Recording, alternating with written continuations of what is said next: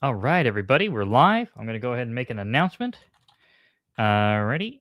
And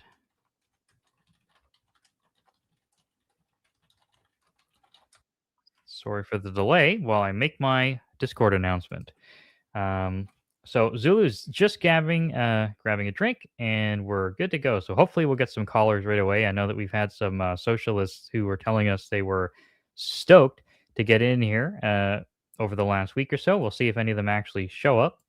There's been a little bit in the news, but not too much. So if we are lucky, we'll get some really good calls. And I'm just going to be um, reaching out. I want to say for anyone who's listening at this early point in the call, uh, I've been really interested in learning more about the Hegelian dialectic. So if anyone's interested in actually reaching out and telling us about the Hegelian dialectic, that would be superb. Not even necessarily on the show or broadcasted. I just want to learn. And so far, so far I haven't really been having much luck. And if I'm being honest, I don't want to read all of Hegel's work just to satiate that curiosity. So, for anyone who's new here, we answer questions and respond to challenges directed towards anarcho capitalism, whether that be legal or ethical or economic. There's lots to talk about. If you would like to join the show and give us a call, just go to our Discord server. I'm going to go ahead and get an invitation for that right now. And you can go to that Discord server and jump into the voice channel. And our call screener, who's a real person, will bring you in and you'll be on the air with us. All right. Looks like Zulu's back. Zulu, I'm going to just get that stuck onto the pinned message right quick. If you would like to riff for as long as you like, for, as long as it takes for us to get a caller.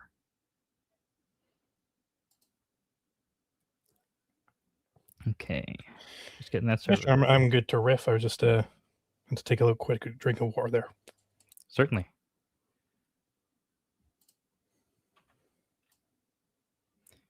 You just got to get that Discord invite pinned so that our prospective guests can get in there and join the Discord server.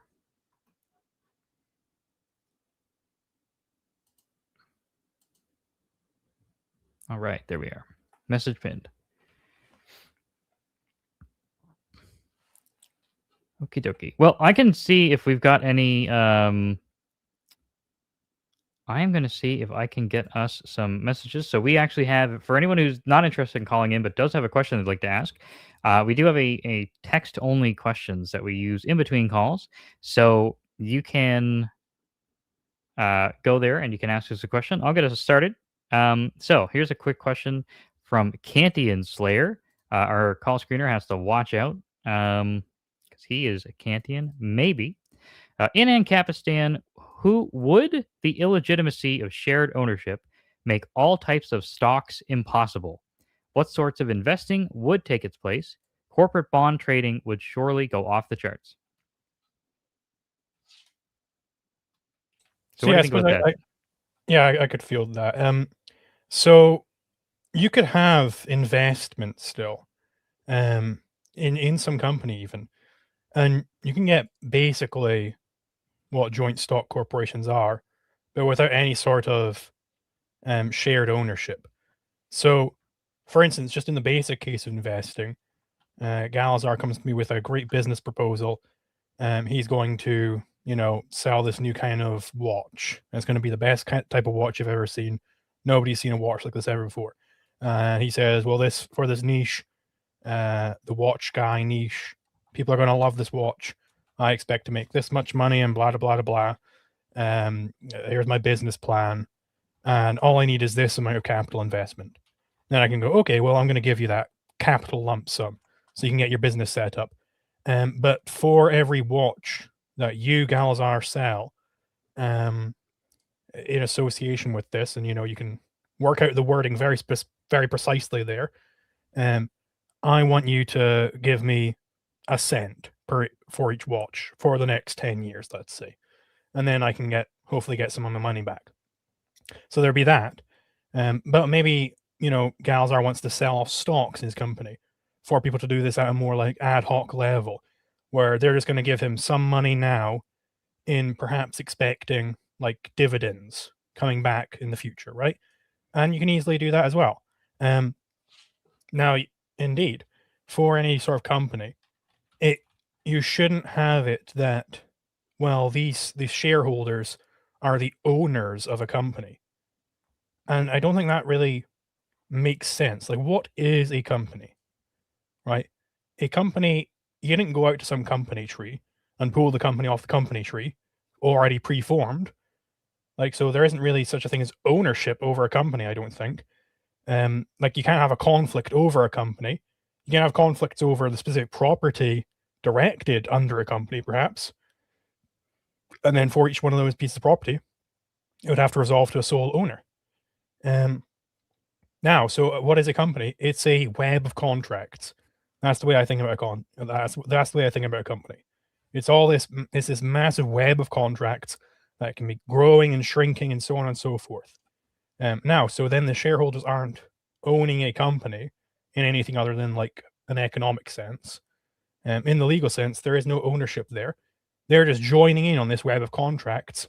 Where they've got some particular contract where when certain assets are sold and so on and so forth, when a certain amount of revenue is generated, perhaps they get a certain like kickback, and that they can vote on whether or not the CEO is doing a good job and who they want the board members to be, and so on and so forth. But indeed, yeah, it would have to be some particular individual is going to have to own all of the individual property here. Sounds like a good answer to me. We do have some prospective callers going through the process, the call screening process, but before they make it, I was curious. We did have a question throughout the week about how are we alleging that we are capable of resolving problems that arise with conjoined twins? So, for a conjoined twin, there's basically, as far as I understand it, there's two sorts of organs that they can have, broadly speaking. Organs where one twin is dominant over it. If the right hand twin, he can control the right arm, and the left hand twin can control the left arm, and so on and so forth. Well, in that case, that's clearly they own that thing. Now there's that second type where it's organs where they aren't able to. There's no one dominant twin over it. So, for instance, the heart, it might be the case that neither twin has direct conscious control over the heart. So it strikes me that this is basically similar to a sort of stalemate scenario where two people grab at something at the same time in nature. And what happens in a stalemate scenario is the first guy to give up control, he cedes it to the other person. Or if I try to push you off the thing that I'm trying to get, then that also cedes it to the other person. So for the heart, if I was a conjoined twin with someone, it's basically it's sort of like a guardianship position with respect to the heart, where if I was a conjoined twin, I wouldn't be allowed to go, you know what, I want this heart to be shot now. It's like, whoa, hold on, slow down there, Bucko. Yeah, you're shooting my heart as well there, because it's a stalemate. That would be like pushing the other person away from the heart. Um, there are perhaps other ways you could try and conceptualize conjoined twins, but I think that's probably the clearest one there. Excellent. Thank you for that answer. Um, like I said, I'm just trying to manage with some calls coming through the screening, but that was a good question. We're gonna have one coming through really soon, possibly multiple. And if you're an Ancap, feel free to answer or to call in. We love hearing from Ancaps just as much. But if you have any socialist friends, encouraging them would be appreciated as well.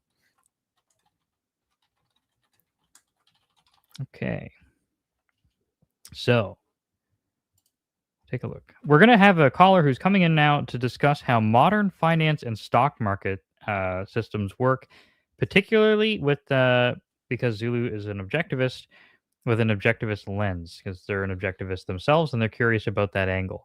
So we had the perfect call already, or the perfect question to sort of get us set up on that topic.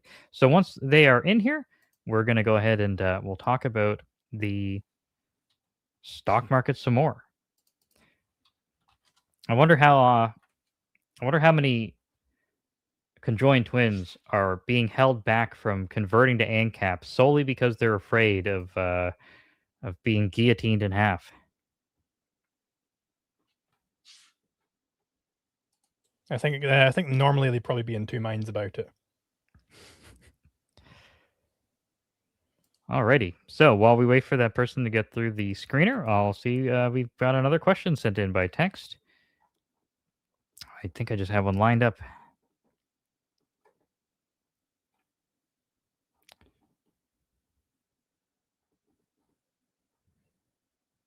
Some people have been using the asking questions channel for other purposes, so it's a little bit more of um,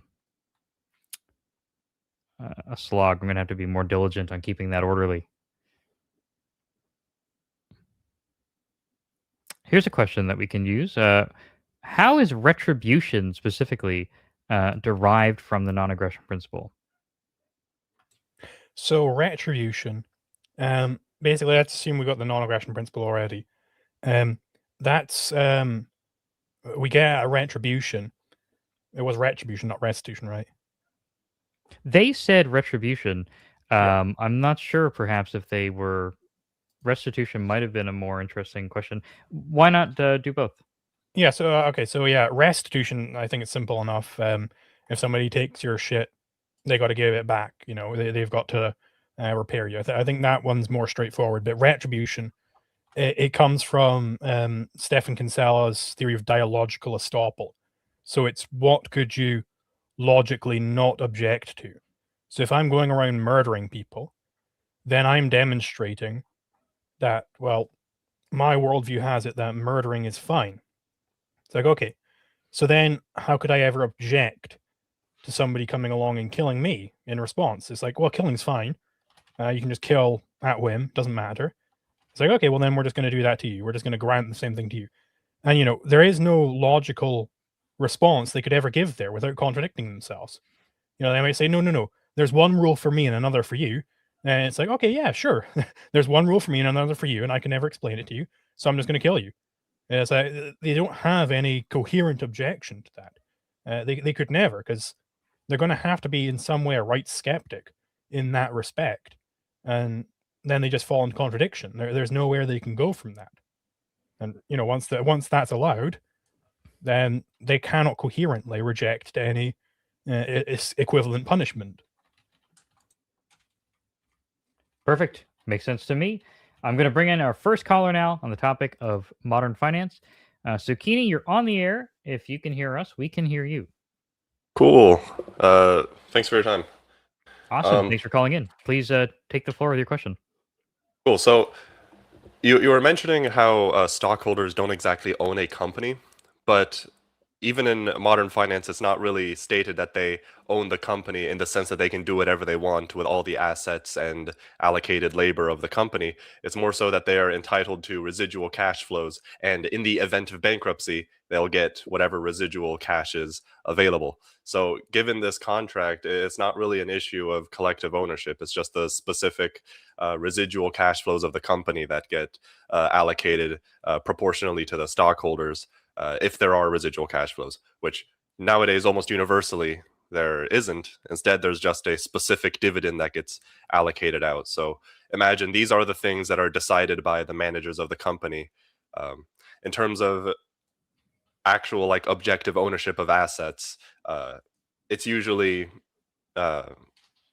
I mean, if you can call a CEO a technical owner, it's usually not important because as you explained, the contract webs are so complex. You know, this person can't do whatever they want with this person can't do whatever they want with this. It's like it's very complex nowadays, but it all seems reasonably compatible with objectivism, particularly stock ownership. It's not like fractional ownership whatsoever.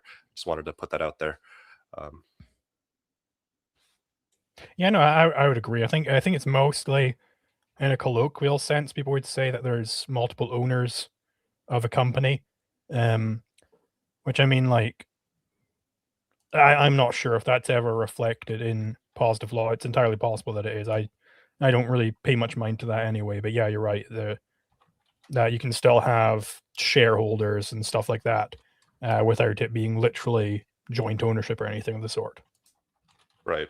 So I guess just a main question would be in the context of the residual income, where equity ownership is just a proportional right to the residual income that the company wants to divvy out, so to speak.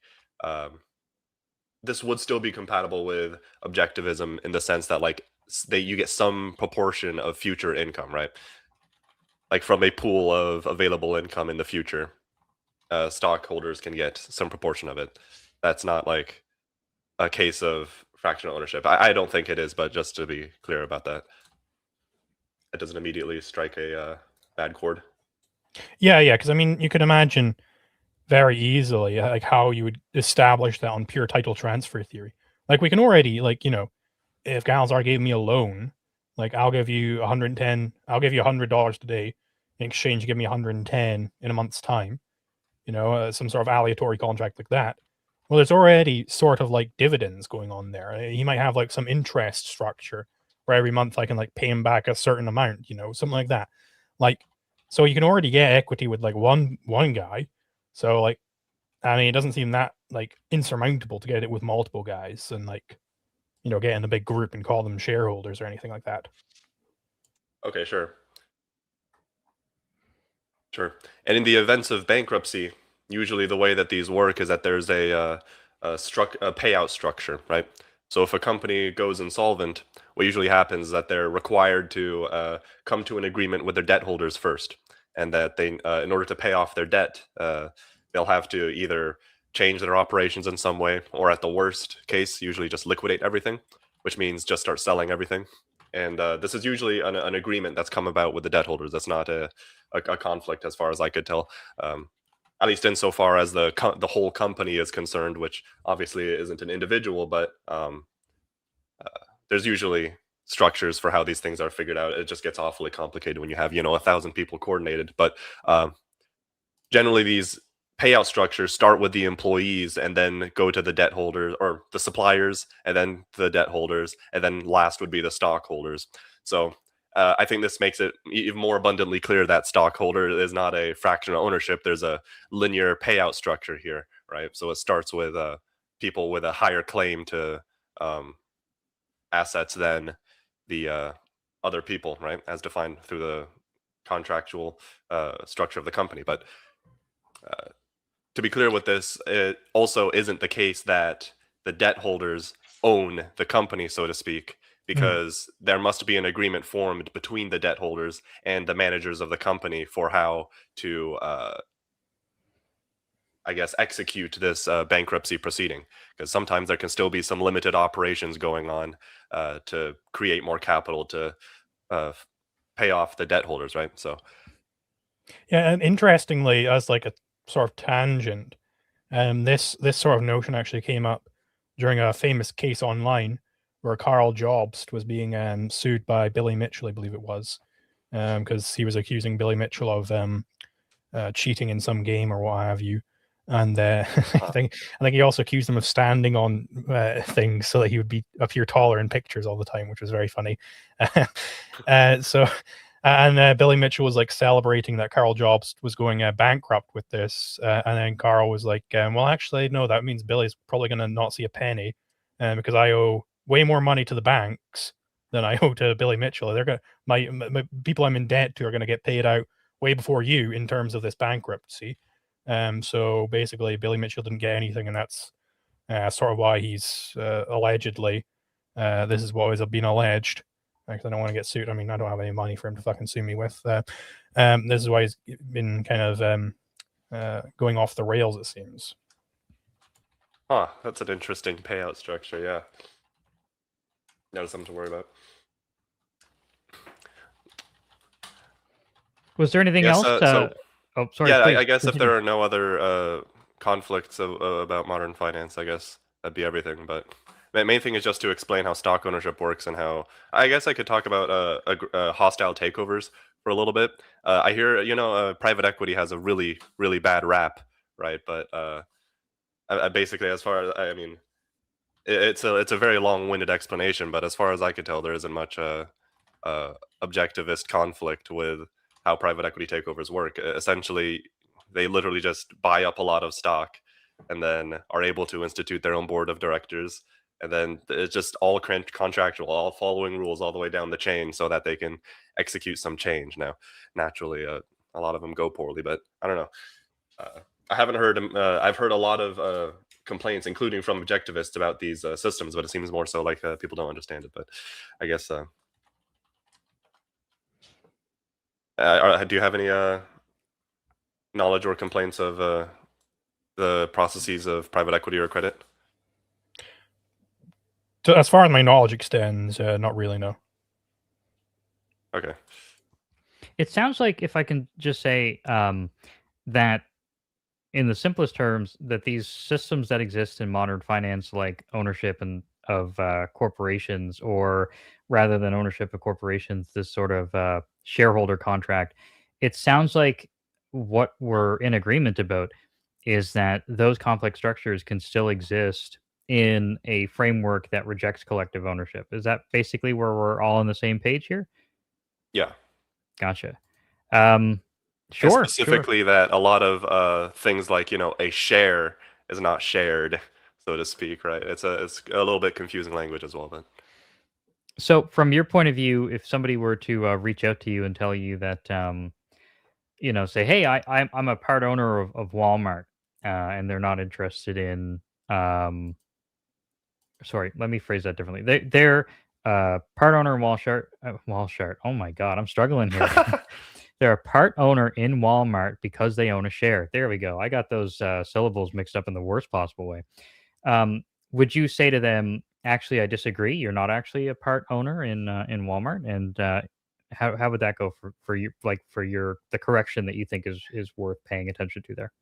well, insofar as shareholder is a term, I would just use the word shareholder because that specifies, equity ownership, which means a very specific type of, residual income or dividend that they are entitled to, and also some voting right in the corporate structure. But it's like a pretty specific thing, shareholder, not fractional owner. Um, this is just a little complication with the different lingos used in philosophy that I just need to uh, be made clear. And there seems to be a lot of complaint in philosophy circles about, like, private equity, finance, this, that, and the other. But it's like, if you actually think about it, it seems to work out. And I want to clarify what, like, specifically those voting rights are, because I believe I do have some Walmart stock.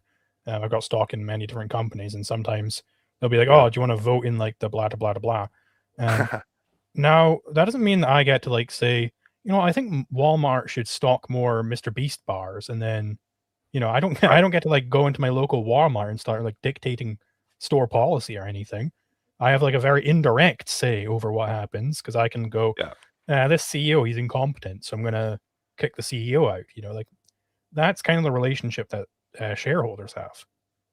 Yeah. Yes, that is a relationship, which, if you ask me, is a pretty inefficient relationship.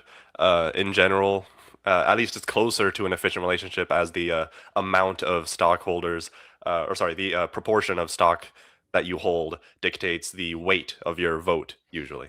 There's a couple different structures for that, but in general, that's the relationship. So it means people with more stake in the company or more stock in the company get a greater vote. So it sort of solves an issue of democracy there, but in general, voting is not that efficient. There probably are better ways to structure this, but that's just how modern corporations are structured, where you get to vote usually for the board of directors, but also often for decisions like ousting a CEO or something like that, um, based on your stock ownership, which for most of us, usually brokers don't even give us the stock ownership. Usually we get a class of shares that don't have voting rights, or we automatically give away the voting rights when we buy shares. But if you still have that opportunity, I guess that might be something fun to engage in. But Yeah, I think that I think that that's a fruitful topic for finding lots of nuanced angles that need to be really carefully laid out for how they work in like a non-collective ownership uh, NAP adhering society. I think we're gonna have some other new callers coming in soon. I know they're coming down the pipeline, so I want to know if that's a yeah, satisfying answer that'll to be your everything. question Yeah, in thanks for general. your time. Oh, sure. Thanks so much. All right. Well, thanks for calling in. Hope that we can hear from you again soon. All right. Um, so my apologies for sort of handing the baton to you, Zulu. Here, I'm just trying to make sure that we keep our calls coming through, and we do have some new ones right now. We're bringing in a caller who wants to talk about objectively grounding the NAP. So we're going to just have a discussion about that, and they're just in the process of joining that now. Any closing remarks you'd like to make about the modern finance and its compatibility with the, us, Ancaps? Is he still in call? Or were you asking me? He's gone. Okay, so Just yeah, you. no, I think we've wrapped it up pretty well there. I mean, the thing is, it seems very restrictive on its face. That, well, we're only going to accept this certain type of contract. You can't just go willy-nilly deciding whatever the hell you want, which, it's actually a lot less restrictive than the current state system. The state system won't let you make plenty of legitimate contracts. But it still seems like, oh, well, what if I just want to do this, well, yeah, you can't. But most of the good things that people think of from, let the contract happen type of viewpoint, you can already get to that without violating what objectively a contract is. So I think it's perfectly fine to go over well, what do you want out of contracts, and can it how can we work out how to achieve that without just living in fantasy land? Gotcha. All right. Well, I think that's the perfect bow to put on it. We're going to pull up our next guest now. They're in here twice, so I'm going to hopefully pull up the correct one. Artosis, you're on the air. We can hear you. Can you hear us? You can hear me? Sure can. Cool. Yeah, All right. so my question was just how do we objectively ground the NAP? Because a lot of times when I ask this, I feel like it seems like a subjective grounding. So I'm just curious how we get to the objective. Well, I think that with Zulu being an objectivist, I think he's a little bit more prepared to answer that question as it's asked. But before he starts, I just want to say that for me, I wouldn't say that for me, the NAP isn't objective in an absolute sense. For me, rather, it's an objective relationship to certain presuppositions. But Zulu's the actual, completely bona fide objectivist. So I'm going to pass the baton to him. Sure. So there are a few ways you can go about this. It's basically, if you want to talk about the NAP, you talk about, well, where do we get that, first of all? How do we arrive inductively at the NAP? And then how do we show that, well, we couldn't have possibly made a mistake here? Because if you just imagine the alternatives to the NAP, it leads to lunacy. So inductively, you would start by going, well, okay, there is this thing called scarcity. It is in fact the case that either that if I pick up some scarce resource in nature and then I want to use it for one thing, that this excludes a whole bunch of other uses of that thing. And that if you're to try and engage in one of those uses, well, then we're in this thing called a conflict, right? That kind of sets the stage for law as far as Ancap see it. Now, our answer is the first comer principle. It's saying, which is just the same thing as the NAP, it's that the latecomer, the guy who came in second and started this conflict, initiated this conflict, which is what we call aggression, that he was in the wrong, that the first comer is the one who should be allowed to use that thing. Now, this is a prerequisite, first of all, for any sort of production to take place. If you have a latecomer principle, that by accumulating resources, that you are not entitled to those resources, well, then you could never engage in production if we took that out as a principle. And then we can just come along and take the fruits of your labor, as it were. That undercuts your means of survival, which is using your mind and applying it to reality. To alter reality, that's what production means. To alter reality to be more suitable for you. That's sort of how we can get to the first comer, why the first comer is better. But then you can also take it a step further. You can go, okay, and this is what Kinsella does. You can go, okay, well, let's imagine a conflict. We need A and B over some stick, right? Kinsella contends, and I agree with him, that both A and B, they have to make a certain presumption. They have to presume that ownership is distinct to possession. Now, this doesn't seem very important, but it actually is. So A would have to assume that ownership is distinct to possession, because let's say he got the stick first, right? He's saying that, well, yeah, even if somebody was able to take this stick from me, I'm still trying to use that thing. That's why it's a conflict. I'm still trying to use that thing. So even if it is wrestled off me, I still own that thing. These are distinct concepts in A's mind. So, okay. What about B? Well, B's also saying, because he's trying to use the thing, that, well, if somebody were able to take this from me, that's why it would be a conflict. If A is to win this conflict, I still have the right to it. I still own it, which is why he's trying to take it in the first place. So he has to assume that ownership and possession are distinct. But the latecomer, B in this case, he also has to presume that possession is the same as ownership. That by just taking something from A, that therefore gives him the right to keep it. Right? So he has to assume both that ownership is distinct to possession and that ownership and possession are not distinct. So any latecomer, you can just regress this out, would be in this contradiction. I can go on. My third way, I assume you're aware, is my e contrario, where the alternatives to the NEP are jungle ethics or mixed law. Both of them descend into the primacy of consciousness very briefly, and primacy of consciousness is false. I think all of these are basically pointing at the exact same fact that the NEP is in fact objectively true, and that's how I would go about objectively grounding it. Oh, yeah, I want to say thank you. You give a very clear explanation, so I really appreciate that about you. I just have a few more confusions though, because I don't see where the objectivity is coming. So I would take objectivity to be something like stance independent, and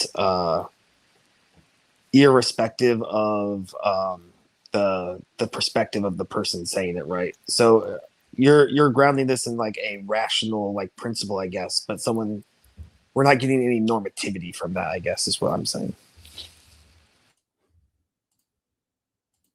Well, let's take a question here, a line of questioning. Is it objectively true that Prince Harry is married to Meghan Markle? I don't know if let's assume that they are still married. I don't know. Yeah, I think they are. Okay, so would it be objectively true that they are indeed married? Yeah. Well, we can empirically validate that, yeah. Okay, would that be stance independently true? Yeah. I mean, does it not depend upon their stance that they're indeed engaged in that relationship? Oh, I'm just so when I say stance independent, it means like any observer could deduce it using a reliable method, basically. Deduce or induce, presumably. Yeah. Okay. I was using deduce in the loose sense. Okay, so let's say validate then. Any observer could potentially validate this using, proper methods of epistemology. Exactly. So I don't see that I'm going away from that. I'm not saying like, well, based on some like opinion in my mind, this is true. Like, I don't think I introduced that like premise into my setup there. I think so. I'm reading your thing. First comer principle required for production. So you're saying that if we're going to make a rational principle for how to deal with conflict, this would be the only one that doesn't fall into some kind of contradiction, right? Yeah. Yeah. So then my follow up is like, well, how are we crossing that descriptive sentiment to the prescriptive? We ought to follow it. That's where I'm saying the stance of dependence would be failing. Well, so I don't really see much of an issue with going between is and ought. Like, it strikes me that I did show that this is actually what is required for human survival, and that all these other ethics possible ethics you could come up with, they are in fact self-contradictions. So that gives you only one possibility remaining, right? I don't see the problem with e contrario in this case. Oh, I'm going to grant you the descriptive case, just for the sake of the argument. I'm just wondering, so how do we get the prescriptivity as objective?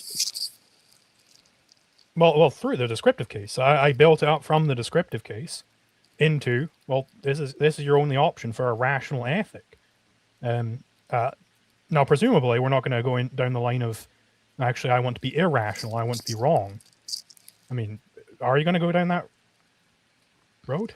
I'm not going to go down that route. I'm actually just curious because I actually find a lot of the stuff you say kind of fascinating because you have like this really interesting take on objectivist metaphysics, and I'm kind of curious how you solve this like Hume guillotine problem.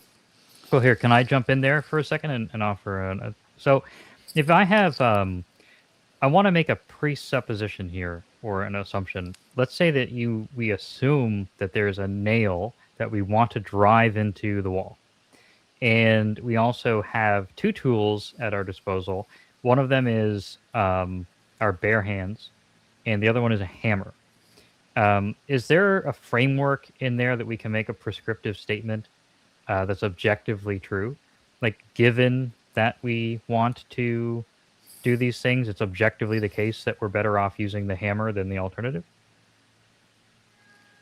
I wouldn't say that we do have a framework for that because when you try to cash out the statement, I want something sharp, therefore I should use a knife. The should part, what I'm taking that to be is a second descriptive statement.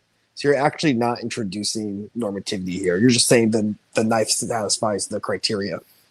So what would proper normativity look like in your view? You have to go from the descriptive statement to some sort of duty that is or obligation imposed on the party. Where would such an obligation come from? Like what would be a valid source of such an obligation? See, I don't believe there is one. So if I understand correctly, you're just saying that you don't believe that there are such thing as prescriptive statements? Like not that they can't be made, but they can't be valid? Yeah, I don't think that there would be any objective grounding for them. Now, if the person has the motivation to follow the prescriptive statement, I would say it would be valid in that case, but it's not an objective criteria. Okay. So if we have this, so if I'm understanding you correctly, there's a sort of an outright rejection of. Am I characterizing you correctly as like you're rejecting prescriptive statements in the sense that what are believed to be prescriptive statements are actually just descriptive statements still? Yeah, the norm, they don't carry objective normativity. Okay, but they can be correct still in the sense that with the hammer example, it is descriptively the case that the hammer is superior to using my hands to drive the nail. So superior, you're adding back in more normativity, right? So if you're just saying that the hammer is harder, that's fine. But it satisfies the criteria that you gave in the antecedent of your conditional. But if you're saying that it's superior in a normative sense, in that there's some duty or obligation imposed on the person, then I would say you don't have that in your premise. Okay, so it satisfies the criteria objectively. Is that correct? Yeah, if you give X criteria, you're giving like some physical condition, and then you're saying in the consequent of the conditional that the hammer or the knife satisfies that criteria. Okay. And I'm not trying to box you in here. I'm trying to genuinely understand. So if that relationship, like let's say, for example, I'm going to just, and solely for the purpose of expediting the conversation, let's say I want this hammer to be nailed in within a certain amount of time, and there's just no conceivable way I can get it in within that time unless I use the hammer. If my hands are just, even if I beat myself to a pulp, I just can't get that nail in within that time frame. So there's an objectivity, like what you would consider a valid claim to objectivity of both the descriptive statement and that descriptive statement is talking about how something satisfies this criteria objectively.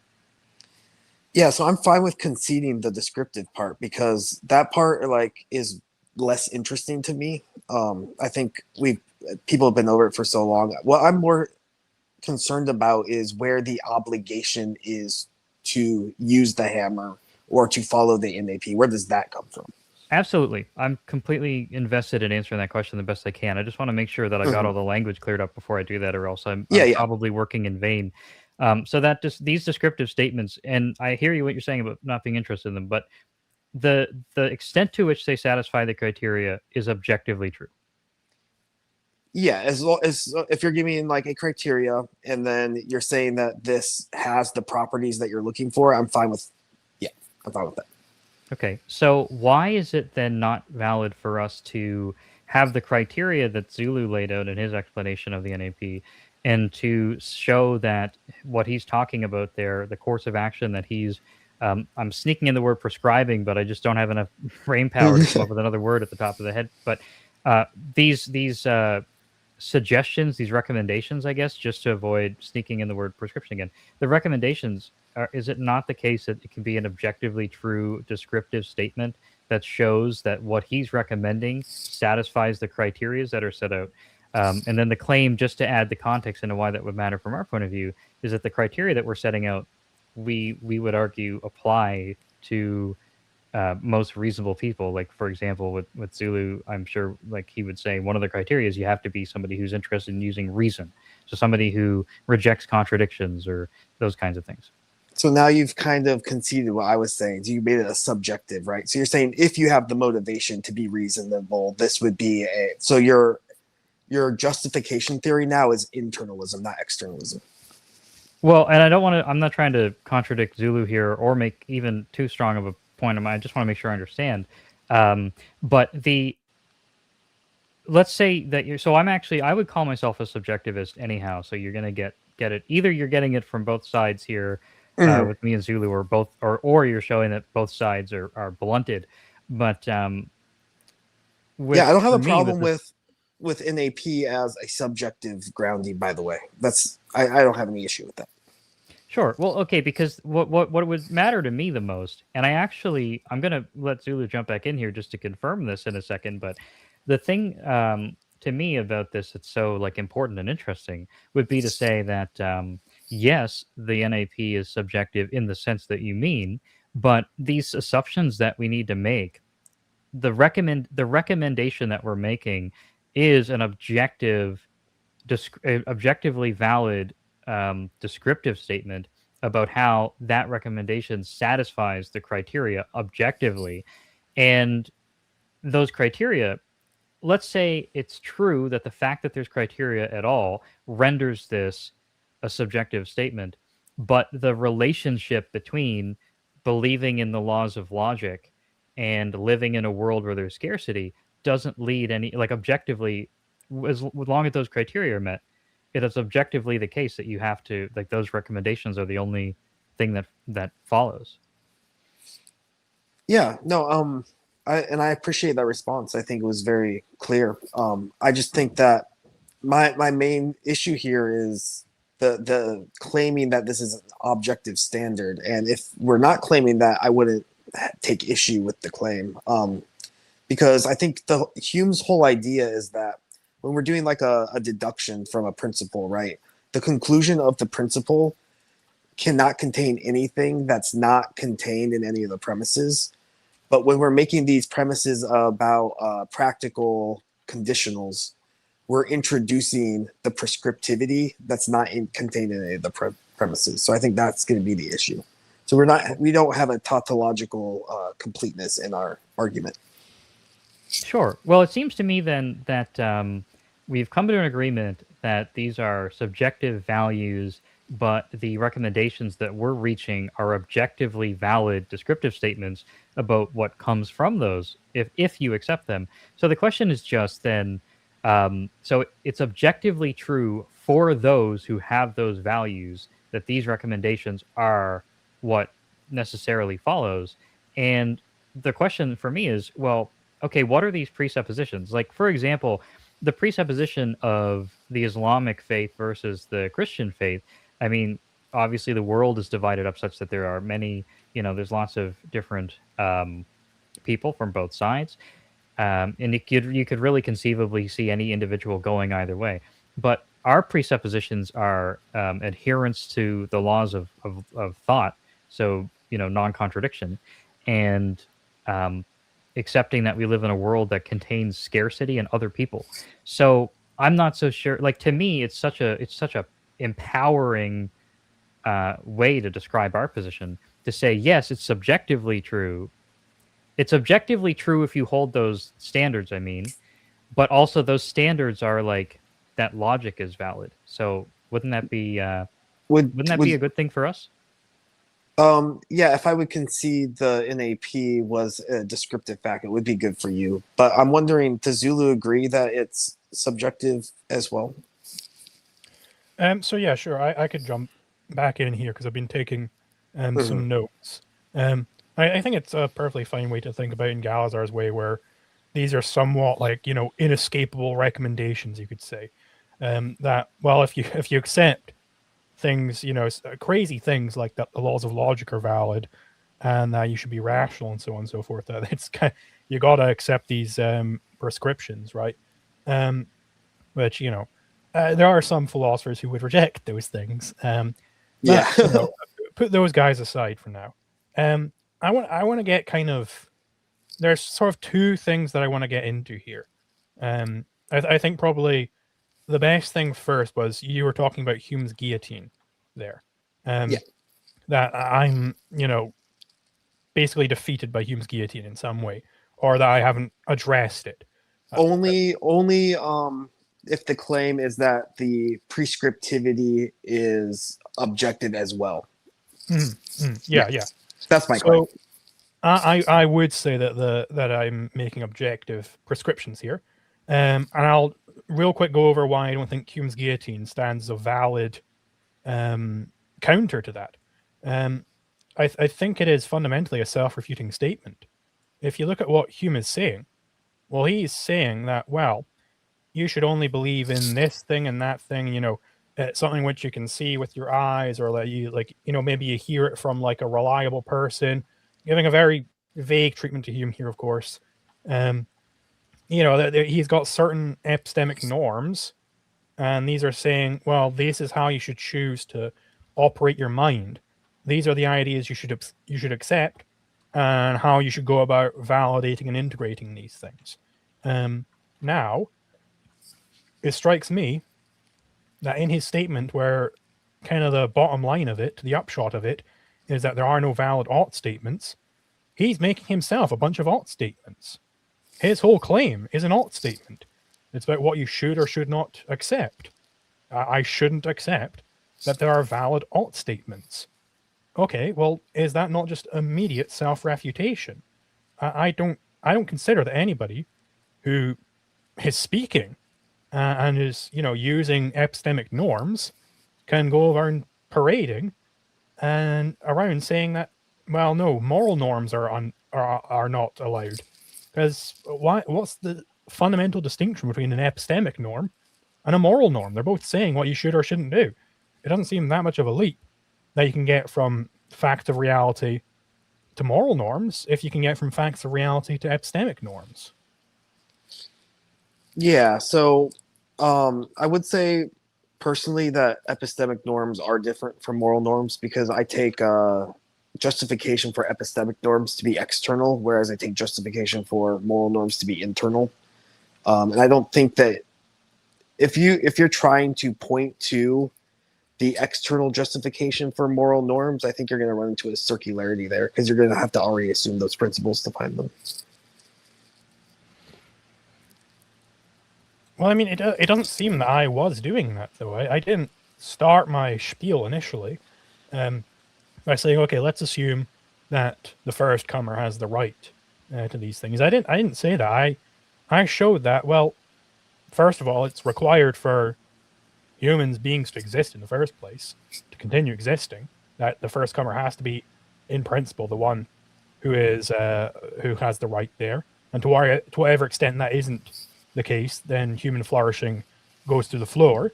I could explain that in more depth, of course, but that's outside the scope right now.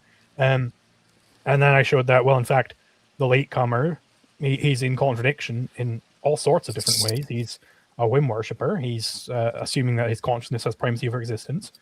It doesn't strike me that at any point I had to assume that the NEP was true.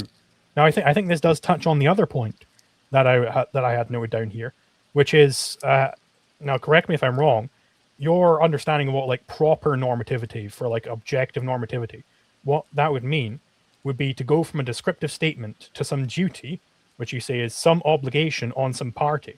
Now, I'm curious about what I think you're taking a certain view of what an obligation would be. Is it because you're saying it's got to be like external or something?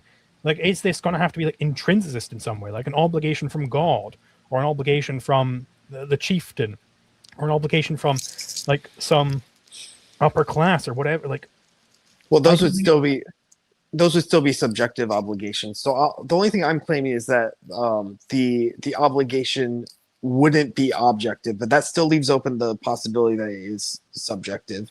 And I say it's subjective because it's in relation to some motivation you have.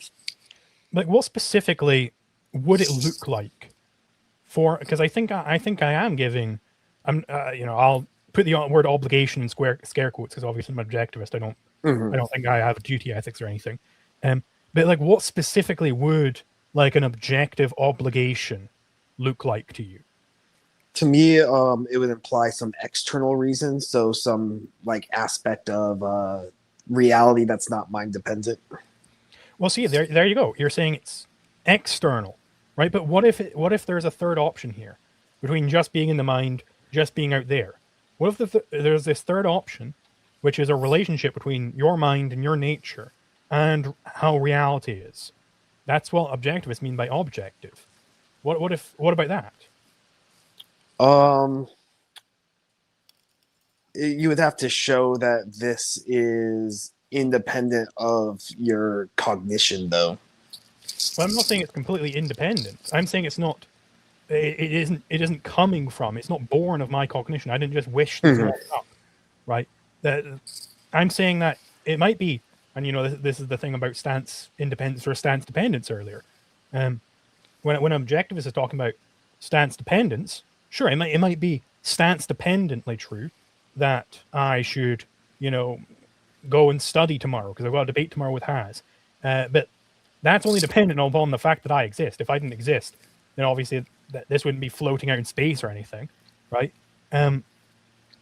So it might be stance dependently true, but it's also based upon my nature. It's not just based upon the things I think up in my head, right?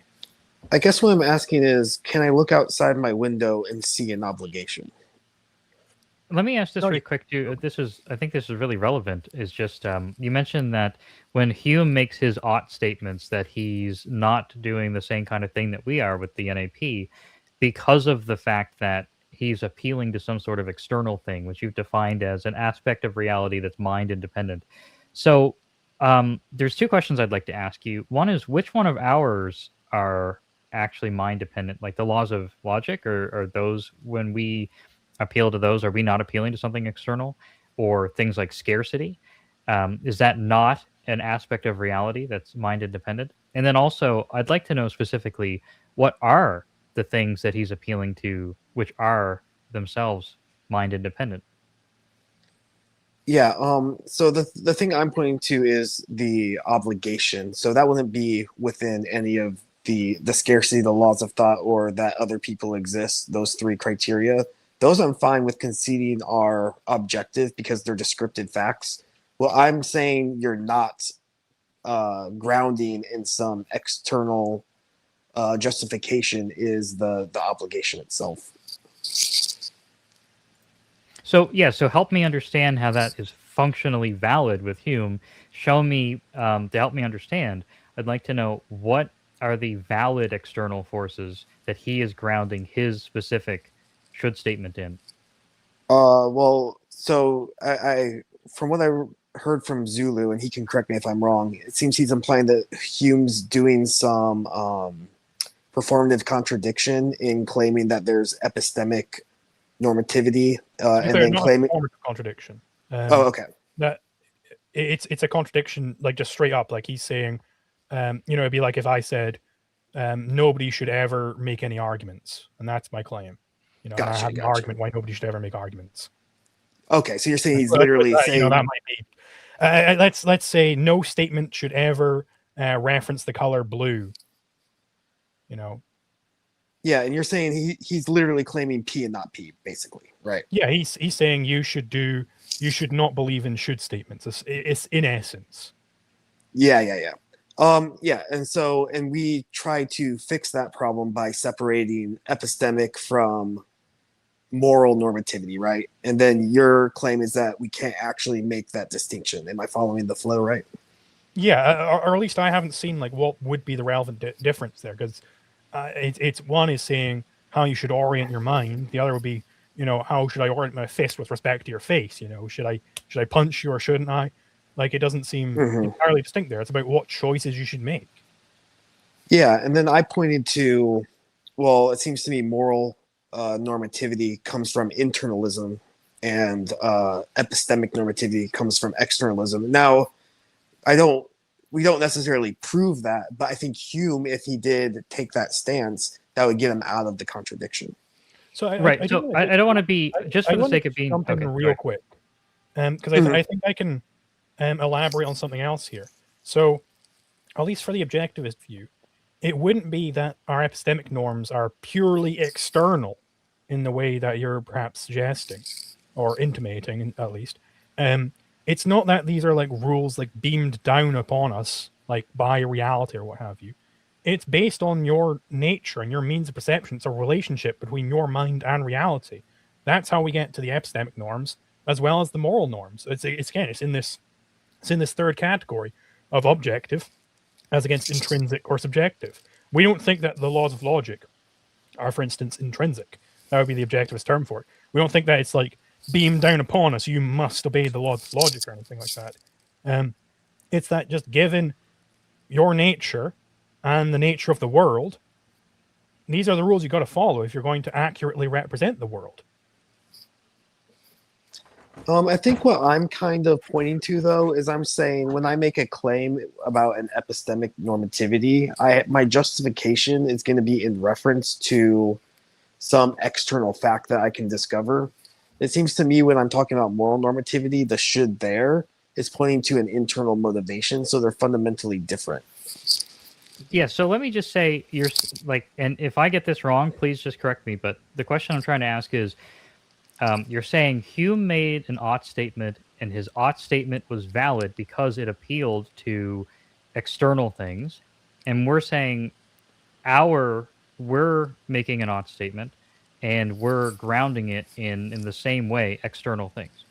Now, you've given us the criteria of being external things are aspects of reality that are mind independent. So either it's the case that we're actually like the things that we're developing and deriving our position from aren't mind independent, like the laws of thought and scarcity and stuff like that, or alternatively, Hume has something like that we're just completely missing and is necessary, maybe. But instead of like describing it, I just want to know like which one of our groundings is not external in the same way that Hume's is, that makes his valid, but ours falls short. Okay, so here's the thing. I think Zulu made an excellent point when he said there might be a contradiction here if you take the two shoulds to be referencing the same thing. Like that, I agree with him. That would be a contradiction. But what I'm saying is, because he's making an epistemic should about a moral should, there's no contradiction there because it's not P and not P, it's P and not Q. Okay, sorry, I hear what you're saying, but I just want to make sure that I get this question answered. Okay, yeah. I just wanted to clarify just so my position is very clear. Yeah. Sure. So the question is, you got it? Oh yeah, just repeat it just so I remember. Sure. So, what I understood that you said was Hume makes an ought statement, and his ought statement was an epistemic statement about moral statements. But when he says you ought to, it's objectively valid for him to do that. It's not he's not subjectively right when he makes his when he presents his guillotine. He's objectively right when he presents his guillotine. And It's insofar as he's making a statement about an external thing. So he's a radical empiricist, right? So he's going to say everything comes from the senses. We can't observe these obligations through the senses, so we have no reason to believe in them. We can't derive them from any premises that are describing knowledge from the senses. Sure, but insofar as he makes this ought statement, and it's objectively valid because of the fact it's grounded in external things. He would avoid the contradiction. So it would be valid because if you're an empiricist, so within his framework, I'm not saying his framework's correct, but within his framework, it makes sense. It's not a contradiction. Sure, I'm just asking, like, from your point of view. I'm trying to understand what you're telling me here. You're saying that the guillotine, as he presents it, is an ought, and it's objectively valid. I wouldn't say it's objectively valid. So from his perspective, it's avoiding the contradiction. Now, my take is that it's kind of irrelevant what he said. I can still use the guillotine argument without affirming his should statement. So it's kind of a red herring in that sense. The guillotine itself is not a normative statement. It's not an ought statement.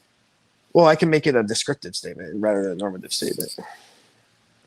Okay, but regardless of because I'm giving you a softer version of the guillotine, right? Because I'm saying we can't affirm objective moral truths from descriptive facts, which is a little softer than the Hume guillotine as presented by Zulu.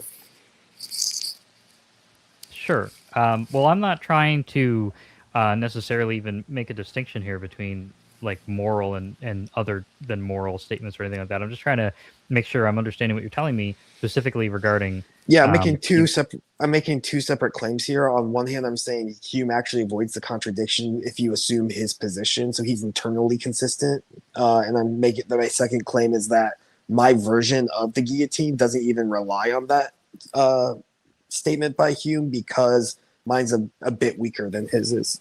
Sure. Well, I don't really care about Hume in particular as a person or an authority either. I'm not trying to suggest that I'm attacking Hume in order to get to you. I'm only asking questions about Hume to make sure that I understand what you're saying. So there's this statement out there. I just won't mention Hume anymore. So there's this statement out here. It's the guillotine. It's your guillotine as you're sharing it with us. And the statement is this statement a prescriptive statement or is it not? I would say it's descriptive. So when we talk about logical argumentation, especially deductive arguments, they're what we call tautological. So everything that's in the conclusion has to be contained in the premises. And if they're not contained in the premises, you didn't do a valid deduction. So when you're making a claim about descriptive statements that don't have the prescription already in them, your conclusion would be invalid if you added the prescriptivity. Okay, so it's an objectively valid. So the guillotine that you're presenting is an objectively correct or valid or whatever word is descriptive statement about the laws of thought and logic. Yeah. Okay, so maybe we've moved to a point in the discussion where what you said about external grounding is no longer relevant. But if I'm understanding correctly, why is it the case that the NAP can't, at the minimum, be a completely objectively valid descriptive statement in exactly the same way? Well, I would still consider appeal to the laws of thought or logic as external justification. You're not appealing to your specific motivation, right? That's right. External would be valid for it becoming objective. You said external was what we were aiming for. External is necessary but not sufficient. But yeah, it is necessary. Okay, what are we missing? What are we missing that the guillotine statement has? So your premises don't contain the prescriptivity, but your conclusion does. Okay, so and your guillotine doesn't solve that doesn't have that issue. if I'm No, understanding. because my guillotine is just describing a logically valid deduction, so it's purely descriptive. There's no should there. Right. So earlier when I asked you about the guillotine, I specifically said it's a prescriptive statement, and you said I could reconfigure the prescriptive statement into a descriptive statement. And since that point, we've only been talking about it as if it was descriptive. So if I take the NAP and I also reconfigure it so that it's a descriptive statement instead of a prescriptive statement, then would that not solve the problem? As long as you're not claiming it's subjective or objectively prescriptive, or we have some objective obligation, I'd be fine. But I think Zulu is, so you conceded that to me, but I think Zulu still wants to say it's objective. So I guess that's what I'm looking for. So I guess once I'm totally satisfied that me and you have got like to our agreement, then I can shut up for the rest of the call. I just want to make sure that I'm sort of getting there. So instead of, if I just don't phrase it as the NAP says that you should, rather based on the laws of logic and scarcity, the NAP is an objectively true descriptive statement about actions that are, I don't even want to say recommended, like the relationship that some actions have with those presuppositions, in the exact same way that the guillotine is saying is just a descriptive statement about how some things you say and do line up with it. Is that? I'm sorry, we're getting into philosophy, so I'm trying not to be too vague. Oh no, yeah, Am I it's making good. sense? I think these are the best discussions, honestly. I think that were your description accurate, it would be objective. I'm not gonna make a claim on that because I'm like not super prepared to do an argument against the NAP at this second. But my question was more tailored to this specific question: is the obligation objectively grounded? Okay, well, let me just hand that over to Zulu then. But before I do, I just want to say, as a final question for me, is there anything on the screen here? I don't know if you can see the screen. Well, you're in here. You should be able to see it. Yeah, I can see it, yeah. Is there anything in here that jumps out to you as, we're mentioning logic, scarcity. Is there anything here that you can see in this flow where it's not, where we're making an erroneous inference from how these ideas connect to each other? Well, this flow is not like deductively valid, so I couldn't even make any claim about that. All right, that's fair. Well, I don't want to go down too much of a detour after promising Zulu the floor again, so I will be quiet from here on out. Sure. So, sorry, what was your name again? Eratosis. Eratosis. So, would you say that there's such a thing as a mind? Yes. Could you look out your window and see a mind? You could look at a brain scan and find mapping from a correlation between mental activity and physical activity. So I guess in a metaphorical way, yeah. Well, no, you're only seeing perhaps the effects of a mind, perhaps some evidence that the mind is connected to the brain. But really, what you're seeing there is neurons making certain chemical interactions. You're not seeing a mind, right? You're not in a sense, because there's the noesis noematic distinction. So you can't make the action of thinking the object of thinking. So I think there would be problematic if you did. But we can create that correlation and observe it. So I don't see a problem in. Well, so the problem it's like is it's an a priori deduction. Sorry, go ahead. So my problem is that if your standard for, because the reason why you weren't liking my, quote unquote obligations given by the NEP, the reason why you weren't liking those is because you can't, look out your window and see them, right? But, you can't see like love, you can't see a thought, you can't see an argument, you can't even see seeing. But these are all things which exist in some sense. Yeah, they exist. A lot of those exist subjectively. So I'm okay with saying that an obligation exists subjectively. It's only when you call it objective that I have an issue.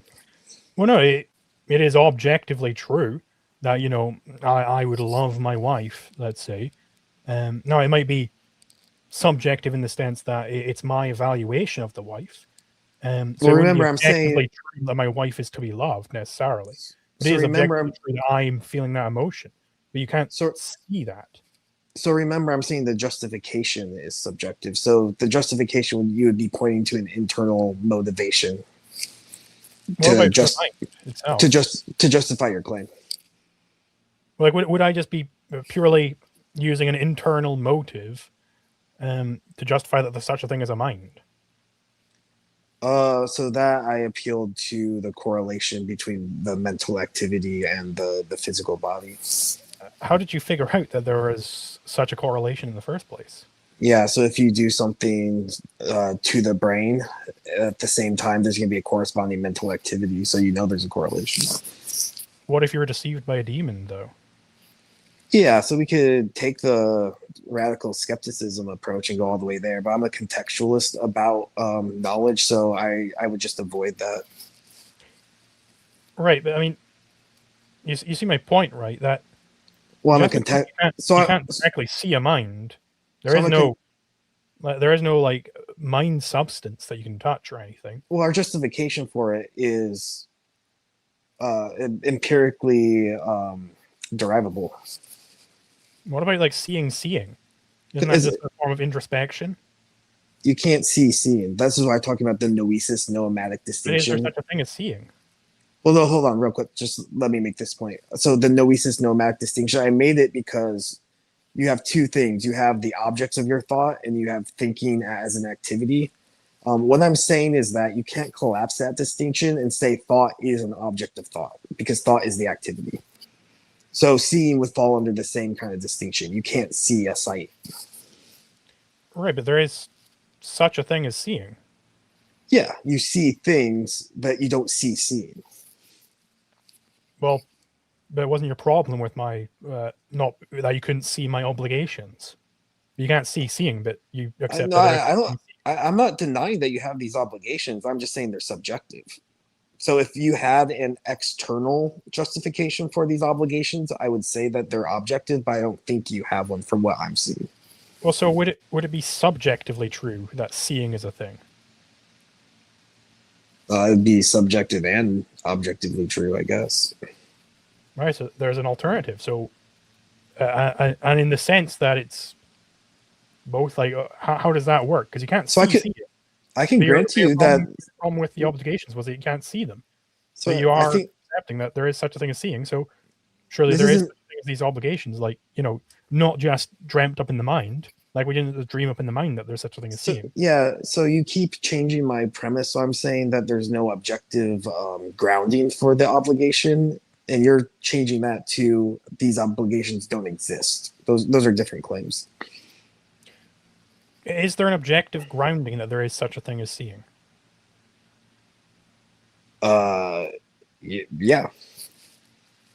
Okay, so why couldn't there be an objective grounding that the NAP is true? I'm not saying there can't be. I'm just waiting for you to give it. Well, no, but okay. So I'm just gonna run back the flow a little bit to see where we go off track. So I was asking like what the meaning of obligation you were looking for. Like, is it some obligation from God or whatever? You said like, well, let me put it this. Can I look at my window and see an obligation? I was presuming. Well, if you couldn't see an obligation, then there's no mass, right? It's only going to be subjective at the very least, at the very most. Sorry. So, but that isn't the standard for seeing. Well, we can justify seeing by pointing to some external criteria. And so, like, the objects of our thought correlate to some physical phenomena. So we have two forms of validation there. We can do an induction using some probability, right? Okay, so then your problem with why I'm not what. So then it couldn't be that I'm doing some sort of improper normativity, or rather be engaged in some subjectivism, just because you can't go out there and see the NEP, right? My claim isn't that you can't justify the prescriptivity objectively. I'm just waiting for you to do it. Well, I think that I did do that, but then when we got into it, your assignment for what it would look like for me to have like proper objective norms is that you could go out your window and see that objective norm. But clearly that isn't the case for the act of seeing. Like that's not your standard anymore. One, So like what is your true standard for what it would look like for me to give you an objective norm? so you would have to give me a deductively valid syllogism that contains the prescriptivity in the premises, and then you get the prescriptivity in the conclusion. But you're trying to go from descriptive statements without prescriptivity to a conclusion that has prescriptivity, so you don't have a valid argument. Hold on there, because what you're asking me for is that I have some, an argument with some premises which have like ought statements in there, and then a conclusion with an ought statement. But would that not then just say like, oh, well, see, you're just being subjective. You're just assuming these ought statements. So that would be an objective. Yeah. So you just discovered the problem, right? So either you're circular or you're invalid. No, but then what is the invalidity with starting with descriptive statements and getting out an ought statement? What is that specific invalidity there? So all logical arguments are tautologically valid. So nothing in the conclusion is not contained in the premise. So you would be committing a logical fallacy if you were to insert something in the conclusion that's not contained in the premises. Okay, so do you think that everything is, for instance, deductive? That it's just you've got these premises and then conclusions all the way back, and that's all knowledge?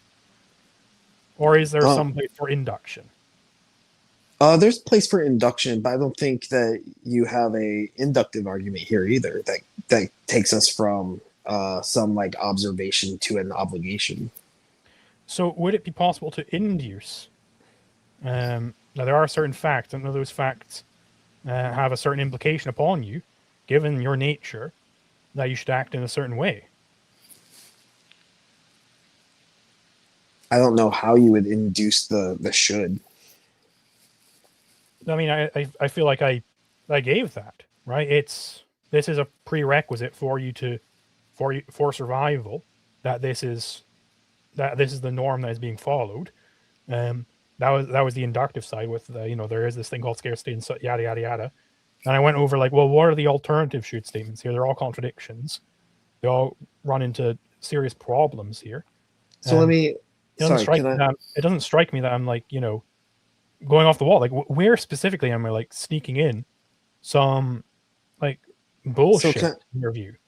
So can I just get some clarity real quick before I answer that? So are you saying that you're giving me an inductive argument? So you're taking some like observation about how people survive, and they do this through the NAP, and you're inducing that through like some statistical induction and saying that this is the best way to survive. And well, so I was letting it slide before when you said statistical induction, but no, I don't think that induction is statistical. I don't think that it's that you're like 99% sure of blah blah blah blah, and then you're 99% sure of that. I don't think it's statistical. Well, that's just one type of induction. So if you're doing a different type, that's fine. I'm just wondering what it is. Sure. So I'm not well versed in the theory of induction. I'm going to be honest. I've got to read up more on it. But yeah, my view is that you can indeed induce these principles, and that so under your view, and I'm sorry, I'm not trying to get super in the weeds here. I think you're in an interesting spot here, but what would make a induction weak versus strong in your opinion? Like, what would be the criteria? How specifically do you mean that? So when we do theory of induction, right, we say that inductions that don't strongly justify their claim we call weak, and inductions that don't strongly justify the claim, or they do strongly justify the claim we call strong. So how would you distinguish between the weak versus the strong induction? So I'm not entirely sure on what whether or not that's even a valid distinction between weak and strong. I would say if you have induced something, if you validly induced it, then it's just true. Like I don't think there's like an almost true in epistemology. You think inductions guarantee the truth of their conclusion? Yeah, if they're validly performed. Well, the validity is only applied to deductive arguments, but it doesn't Right. apply to induction. I, Because validity is a formal concept, right? So validity is just going to say that the premises can't be true and the conclusion false. But with induction, that's not the case because you're not making a argument based off a form. You don't have like a formal induction. This is why I'm saying the deductive arguments are tautological. okay, so I would disagree that I think that validation can indeed apply to induction. So I've pulled up the definition of validation that I accept. Yeah. If we're doing a semantic issue, by the way, that's fine. If you're not meaning what I mean by valid, I just need clarity. Yeah. Sure. Yeah. So I believe I get this from OPAR. Validation is a broader concept than proof that refers to any process of establishing an idea's relationship to reality, whether it be deduction, induction, or perceptual self-evidence. Okay. So you're using a broader sense than I am. Yeah. That's fine. Yeah. So I'm not trying to be pedantic here. So I'll grant that. Yeah. So how would you show that your induction establishes that connection? So again, I would have to relearn like the stuff I've learned on theory of induction. My apologies. I'm not up to scratch enough on theory of induction to recite it off rote. Yeah. So because that's just curious to me though, because you're saying you're inducing the NAP from this description that you're saying, but then you don't know how you're doing it. So I'm just. Well, in the same way that, if I'm crossing the street and I see a Jeep coming towards me at 90 miles per hour, I can go, oh shit, there's a Jeep there, without going like, actually, let's think about this and like reevaluate all of philosophy up to that point. Like, it's possible to know things without having an entire theory of induction, because I think nobody's had an entire theory of induction, perhaps up until very recently. So would you say it's like a seeming then? I don't know. No, again, intuition. I do think that induction is valid. I think that the senses are valid. I can talk to you about why the senses are valid. I just don't have a full theory of induction to present you here. What about probably the most difficult problem in philosophy? Like, give me a break, Well, yeah, this is why Hume denies induction's even a legitimate process. But yeah, I mean, I guess we can end there because that we can't. I'm not trying to force you to give me a whole theory of induction on live calls. So I think that's where we're at an impasse at that point. All right. Well, thank you guys for letting me on. I appreciated the conversation. It was really interesting. So thank you both. Yeah, thanks so much for reaching out. We appreciate it. We hope to hear from you again. Absolutely. If you want to hit the same topic again from a different angle, if you got a different question, we'd love to get another call from you. So thanks so much for reaching out. All right, have a great day, guys. You too. Thanks so much. All right, that was a great chat. Really happy with that one. I'm going to just go ahead and move us on over to another caller who actually has 3 questions, 3 not so long questions. What call was that? Was that 1? I didn't even write it down. All right, new call. I'm going to pull you up. Alexa, can you hear me? We can hear you. Yeah, I can hear you. All right, the call screener shared 3 questions with me, but if you'd like to just take the lead here and go through them, we can hit them one at a time. Okay, yes. First question. If I'm not remembering incorrectly, the standard that I've heard Zulu give for whether a being deserves moral considerability, whatever the name is, that you act like the distinction you make between different beings, whether you can aggress or not aggress against them, whether they're moral agents, maybe is the right word. I've heard the standard is that they can form concepts, possibly some others, but I'll stick to that one because that's the one I'm questioning about. So let's say we have a human, just like any other human has the same brain. So it has the brain faculty to form concepts, but it doesn't have any senses, no sense perception, so it doesn't have any information to actually make the concepts from. So would this human being fit under the category of a moral agent? So precisely, I got like two criteria, which very well may collapse into one criterion. So it's that first of all, they have to have volition. That is, that they can get into conflicts in the first place, which I do believe comes from the conceptual faculty. If you've got the conceptual faculty, then you can have volition. Then the second one would be that you could avoid conflicts with them. So, you know, if you imagine up like a hypothetical vampire who's got to aggress or else they die, well, you can't avoid conflicts with them. So there's no meaning of law between us. So for somebody who is like born and they're just a brain, you know, let's say, like you just create a brain in a lab where it's got all the necessary faculties there, but no possible means of sensation. Well, yeah, I don't think that would be a human, because yeah, they would have no potential to form concepts. Now, if they were just like slowly growing out their eyes or what have you, well, then they do have the potential to get into conflicts with that person, and you do have the potential to avoid conflicts with that person, should they come up. So if they're growing out their means of, you know, perception, then there can still be law between us. Okay, and what if this person is they had the senses before, but they got into an accident and now they don't have it anymore? Okay, so they lost all of their senses. Yeah. So they would have to. I'm just trying to imagine how that would actually occur, without destruction of the brain. I mean, just so you have the sensation of touch, just your something in your maybe spinal cord just shut off, and now you're not getting any touching sensations, and your optic nerve is destroyed, hearing drums destroyed, whatever, and all that stuff, taste buds, smell, all of those, they just get destroyed. The connection to the brain, so you can actually process the information you get from those, just cuts off, so you completely without any senses. But Okay, you still have so an intact brain.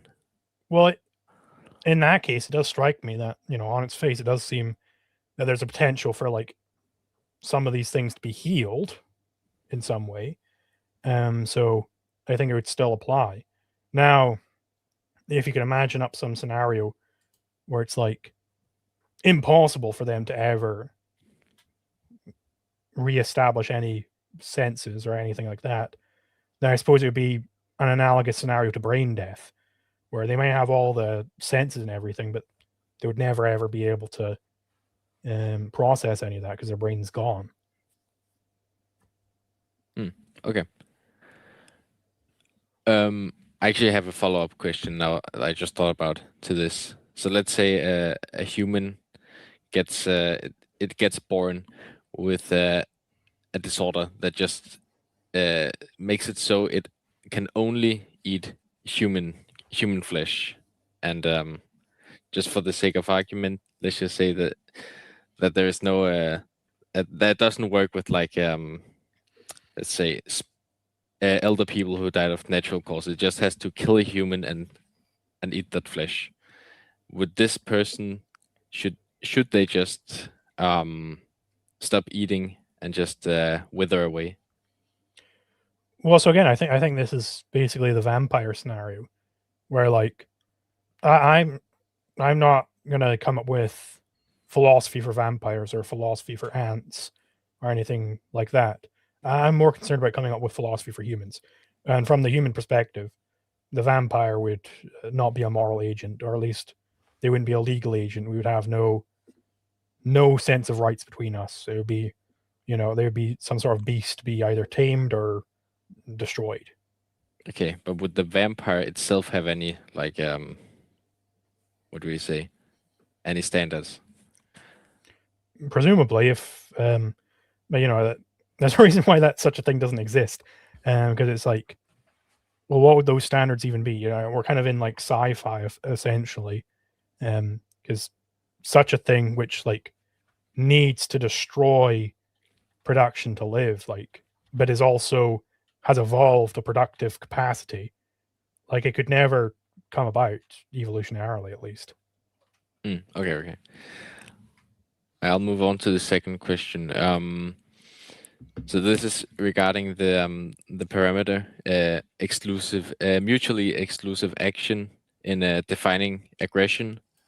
So I wanna ask if this case I'm bringing forth is actually meeting that criteria. So imagine you're waxing your car, and you're waxing one of the sides, and then some random person just goes up, starts waxing the other side. You don't want the guy to wax the other side because you feel like it's weird, but you're gonna wax the other side in any case.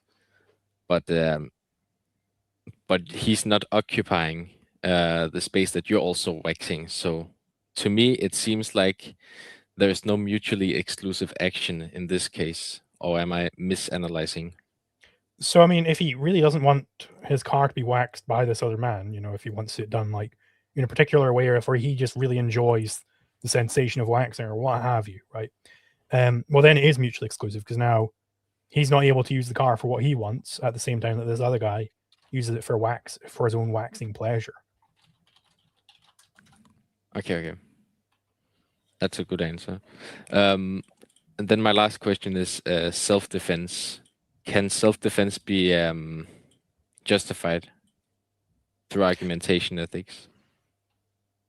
So through argumentation ethics, I won't go there, but I think it's just straight up done through what non-aggression principle says. Non-aggression principle says, in effect, that you're allowed to exclude people from your property. That's a deduction you can get from it. So given you're allowed to exclude people from your property, as DSA says, let exclusion stand. That means that if somebody's coming in and encroaching on your property, you're allowed to exclude them through particular means to prevent them from encroaching on your property. That doesn't mean you're allowed to do random arbitrary bullshit, but it does mean that you're allowed to, at the very least, what's required to exclude them. Okay. For me, the question is mainly also like for the non-aggression principle, how do you justify specifically that it's the initiation of aggression and not any retaliatory act, maybe? Like where does the initiation condition come from? So it, I went into it in more depth earlier. But it's basically you can't have any sort of latecomer ethic and have a rational theory of law. It just simply does not comport there. All we get from induction is the first comer principle, and if you do an e contrario and you look at the alternatives, the first comer, it none of it works. It all ends up in contradiction or primacy of consciousness. So that would be why it's got to specifically be referring to the person who's initiating conflict is the one in the wrong. Okay. I have one more question. I didn't tell it to the other guy, but if you have one more minute, I would like to ask one more thing. Would it be acceptable for Galazar to answer that, so I can go nip to the loo real quick? Is it yeah, sure. I'm not an objectivist though, so if it was specific for objectivist questions, I'm gonna disappoint you. Well, we'll see. But the question is, so for instance, the arguments for private property usually goes that any other arguments for any other kind of property system is contradictory in some way. But what do Ancaps have to say to someone who just claims that property in itself is non-existent? Like there is no such thing as a property right, so anything goes. Well, what does it mean for there to be such a thing as a property right, especially in the context where what we're really talking about is an agreement between people? So what sort of thing are you looking for to validate that it's real? I'm not quite sure. I mean, I have some of my own like arguments. I'm not sure if they are the arguments, but in general, I think it's a very tricky one to answer. So I was thinking of wondering if some people had some better, more intuitive answers to it. Well, for me, what I think is most intuitive, if we're going to talk about property rights, and I don't really understand the way that the question ultimately ties back to the framing about how alternatives are like we do hold that the alternatives are contradictory. But a property right isn't something that exists out there. That's not what we're trying to convince you of most of the time. At least I can't speak for every Ancap, but um, we're trying to convince you that given certain presuppositions, there's no other conclusion that you can justify coming to. The presuppositions being like logic and that there's multiple people who exist. Well, pretty much that's it. Scarcity is an attribute of the universe. So those are the sort of ingredients. The question isn't is a property right something that's out there? Um, well, it's not a physical material thing that's out there, but as far as a conclusion that comes from the presuppositions, it's certainly discoverable. If you're adhering to logic in your analyses, then it should be the case that you can only really come to the one conclusion. And so it's discoverable in that sense, even if it doesn't have a material existence. Um, I mean, unless you want to go there, I'm not really sure of any way that we could establish that it would need to have a physical component to be valid. Um, what do you think about that at face value? Um, the critique is not so much that it needs to like have some metaphysical substance or anything.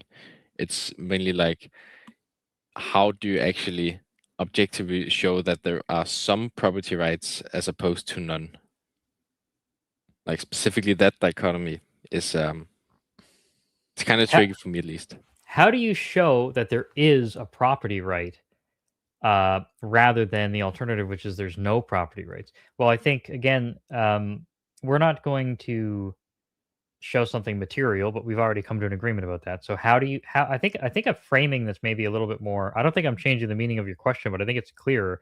How do you discover property rights? Maybe Yeah. yeah. So how do you discover property rights? So Zulu shared with us on the call that we had with Eratosis. Zulu shared like a very extensive process through like the objectivist lens, and I could say on like the opposite end of that, not even that this is my approach, but for a lot of people, when I'm at a university campus or something like that, I'm talking to somebody, I can just say, "Hey, do you believe you own yourself?" A lot of people will just take that as a brute fact.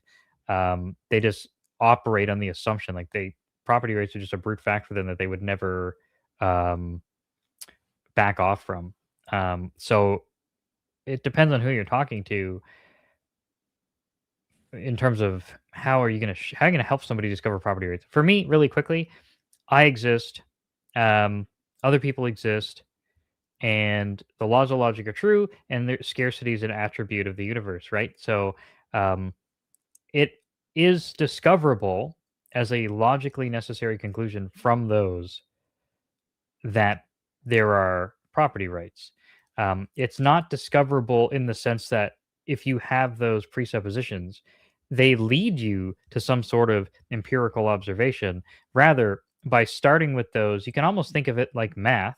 By starting with those constants, if you put them into the formula, that's what property rights is what you get out, and that's what it's like to discover. It's the same way that you might discover a new prime number. Um, Although a lot less complicated than trying to discover a new prime number. What is that formula? Am I appealing to something subjective with that formula? I would say no. The formula is those combination of things already. So the laws of logic basically gives you the framework that contradictions are false, right? True statements or every proposition is either true or false. There's no third, and there's no both. And so those things are true. Can we infer from the fact that things are scarce that conflict is possible in any situation that has multiple people in it? I would say so. I'm not aware of any way that you could get to a different conclusion. So, like, what I would say is just to demonstrate what that discoverability looks like and feels like. Can you think of any alternative conclusion within? So the laws of logic are true. Scarcity accurately describes reality, and there's multiple people. Is there any other possible conclusion than that conflict is possible? No. Right, and I agree with you about that conclusion, and that's to me when you ask how can we discover property rights or how can we find that property rights are true rather than not true, it's the exact same category of question as saying, well, how can we discover that conflict is possible? And so now we're there. Now how do we go those extra couple of steps to get to conflict from, or sorry, to property rights from conflict? Well, I think that there's a number of different ways you can do it. It depends on what you think is most important. um, if conflict is possible, here's a presupposition that a lot of people will just accept out of hand. Um, is do you own your own body, right?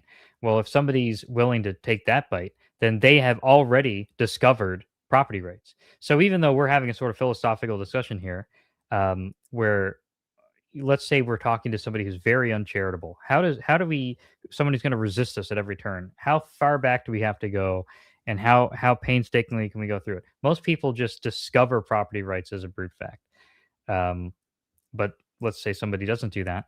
If you have a condition of scarcity where conflict is possible, we could discover objectively that conflict is very bad for us. So conflict encourages overconsumption, it discourages long-term thinking. All of these things are objectively tied back to us as agents, because as agents we want to achieve as many of our ends as possible, and that's pretty much just minimized completely by conflict. So again, that I would, just in the same way that we discovered together that conflict was possible, I think we can discover that conflict is objectively bad. Um, so what comes from here is, I would say, if you want to avoid conflict, so there's an if there, but it's kind of a descriptive statement still, like Eratosthenes would say, because that descriptive statement would be, if you want to avoid conflict, then can we discover multiple ways of avoiding conflict? Well, I would argue that we can't discover multiple ways of avoiding conflict. So it's true for everybody that conflict is possible, unless you're somebody who doesn't believe other people exist, doesn't accept the laws of logic and stuff like that. And for the people who accept the conflict is possible, if you want to avoid conflict, can we discover multiple ways of avoiding conflict? Zulu and I would, I think, agree that it's not possible to discover multiple ways of avoiding conflict. The only way is by having a first comer principle that distinguishes between possession and ownership, and that's the only way to do it. If somebody, and you're welcome to make an attempt at this, but if somebody came in here and said, "I've discovered an alternative," that would be very surprising to us indeed. But I'm sure we'd be open to it. But the fact is that the way that all of these ingredients come together really doesn't leave much opportunity for alternatives. I think there's really only one discoverable result, and that shouldn't be hard to believe for anybody who understands math, because when you think about something as simple as 2 + 2 = 4, there's no such thing as a set of options. Those ingredients lead us to one conclusion. And even though when we're speaking with like normal spoken language, it doesn't seem to have the same rigidity and inflexibility that math does. But the fact of the matter is that for propositions and the operations that we perform on propositions, inferences, well, they actually are a lot of the time very mathematically rigid. It's true for all, um, or and statements, or exclusive or statements. All these things, um, they have the kind of rigidity that makes us able to reach those statements with certainty, even when we're using the spoken word as opposed to math. So, does that was a lot of words, but are you satisfied that that sort of answers your question about the discovery of property rights? To some degree, like I also feel there's some there's good value in like going the subjective route, trying to show how people already accept property rights and and libertarianism is just property rights universalized. But what I find often, I've tried that method before, is that people resort to particularism. So each particular instance gets evaluated on its own merits, and the standard kind of changes across this. So it's kind of why I don't really like the subjective route, because I feel like that's where it often leads to, just leads to particularism. Sure. Well, I want to offer one thought about that, and then if anyone's going to be able to give you a more satisfactory, but also less a subjective answer, it's going to be Zulu. For me, if somebody agrees with you at any point of that process about ownership, like yeah, I own my own body, but here's this other hypothetical where you can take something from somebody that they own, like taxation, for example. I think that really I don't think it gets enough attention just how explicitly they're just saying gibberish. Ownership has to be a process that distinguishes, or a status that distinguishes between justified and unjustified use. So if they own their own body, they are accepting all of the required ingredients to say yes, ownership is the status that distinguishes between who can and can't use something. So for them to go on and say, you know, if for them to go on and say, well, taxation's okay though, or so, whatever had happened to be, taxation's just the poster child, obviously. They are engaged in an objectively factual contradiction. They're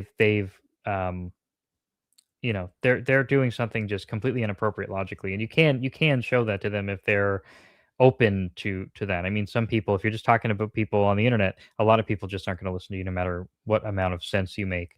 I think there's people out there who you could beat them all the way to unconsciousness, and they wouldn't give up a single premise you're trying to convince them of. Before I give it to Zulu, does that seem like it makes any sense in terms of addressing your concern? Yeah, it does. All right, Zulu. So he's more concerned with a more objective way of handling this. So what specifically was the question? Sorry, I missed like the first part of the context. Yeah, I can give a short preface. So usually when arguing for property rights, I feel that the Ancaps go for the route where they show that alternative systems like partial property rights or collective property rights, that it leads in contradiction or arbitrarity. The one thing I feel like hasn't been given as much attention is the dichotomy between any property rights versus absolutely no property rights. Like, how do we even get to the concept that there are such things as property rights? Sure. So it's basically like in this state of nature, like you see that there is such a thing as conflict. Like, how do you get from there to figure out, well, somebody's going to be right in this thing, somebody's going to be wrong? Is that like sort of a way to like get at your question? Kinda. But like then I feel like there's another smuggled thing. Like, why should there be something right or wrong? Is there anything? Right. Yeah. So the question is like, how would you even make that step? Yeah. Okay. Yeah. Okay. Yeah. So I think you can get to this from are you an objectivist, by the way? I just need to. Yeah, I lean towards that, definitely. Okay. So like let's take as a given for now that like the objectivists are right, that it's indeed good to like pursue your own flourishing, your own life, however you take that, right? Like, so we don't have to go through. I just wanted to know how far back I should go in the objectivist like ethics. So we can take that as a given, and then I think that it's also true that it's of the utmost importance to you to have the first comer ethic, or else it's just factually impossible for there to be human flourishing. Because I think that if you have any sort of latecomer ethic, where that is, if you don't respect the first comer, right? If you don't respect the property right, this is where you get the concept of property right. If you don't respect the right of the first comer to exclude those other potential actions, then it's actually just impossible for there to be human flourishing. To whatever extent you have this right not respected, you therefore have a lessening in human flourishing. So let's go through this in this way. Let's say that people didn't respect the right of exclusion at all. They would just take whenever the hell they wanted. Well, I mean, we would classify those people as whim worshippers, right? They're reaping the rewards produced by other people. And what would be the implication of this is that you're in fact attacking production there. But we know that production is like a very fundamental means of survival for man, right? It's not the most fundamental. The most fundamental is his mind, of course. But an implication, the reason why his mind is his most fundamental means of survival is because it provides him his productive capacity. But you no longer have productive capacity if whenever you go out and try and take something, it just gets taken back from you. Or when you try and produce something, it can just be destroyed by somebody walking along, right? You no longer have the ability to actualize that productive capacity of your mind. So in the exact same way, if you don't have property rights, in the sense we're talking about, then you cannot have human flourishing to that extent.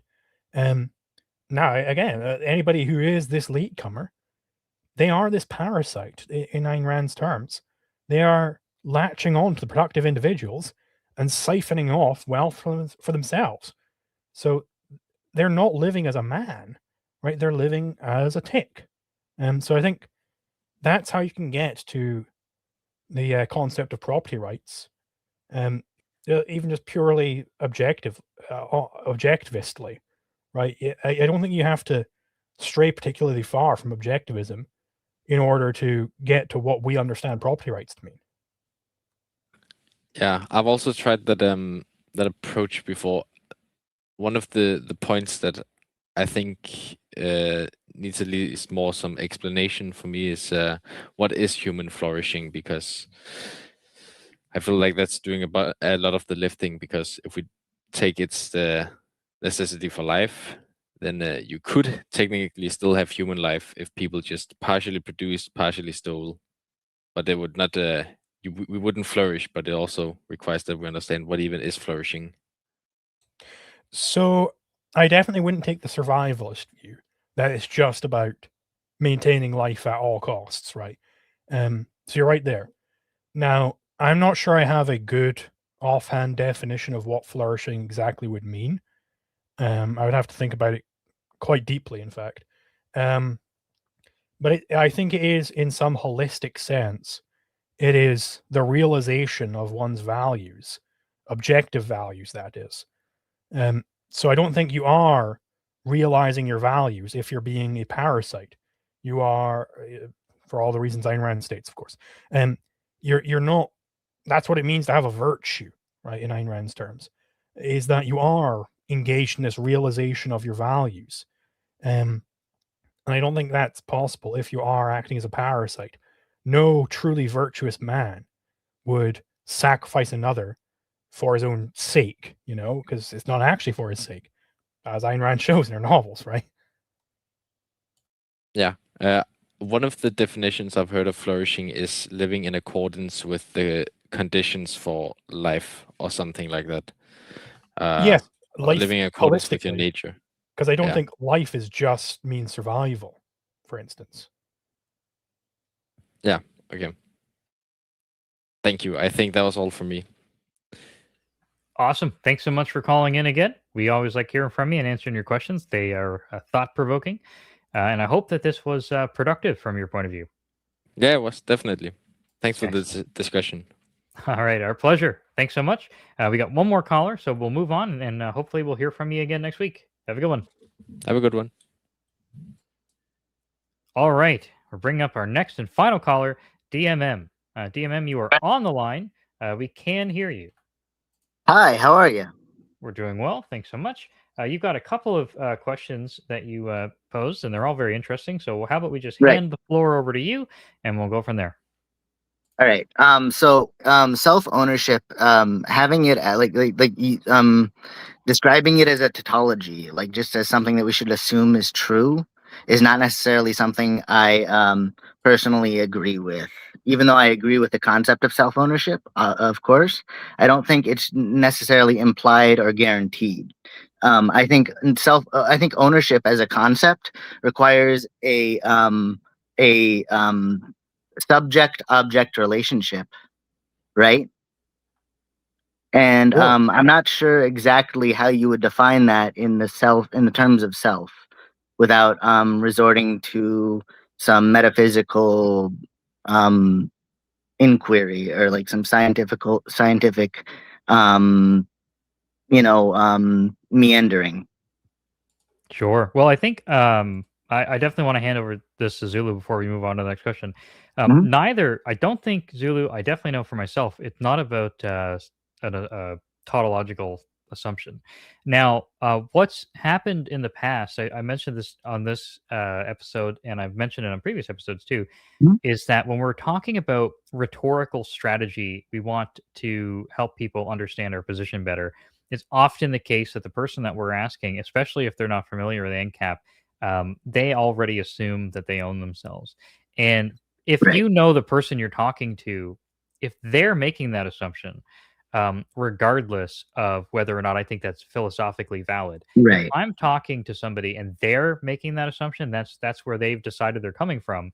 Then what I'm really trying to communicate to the audience and to other ANCAPs is understand that that assumption that that other person's making represents like a toolbox, and all the tools that we have in that toolbox are completely up to the task of quickly bringing them to the conclusions that we want to share with them. But recognizing that these people in different positions than ours come prepackaged with the tools that are advantageous to us is not the same as to say that I think that that is a sufficient or completely satisfactory um, right.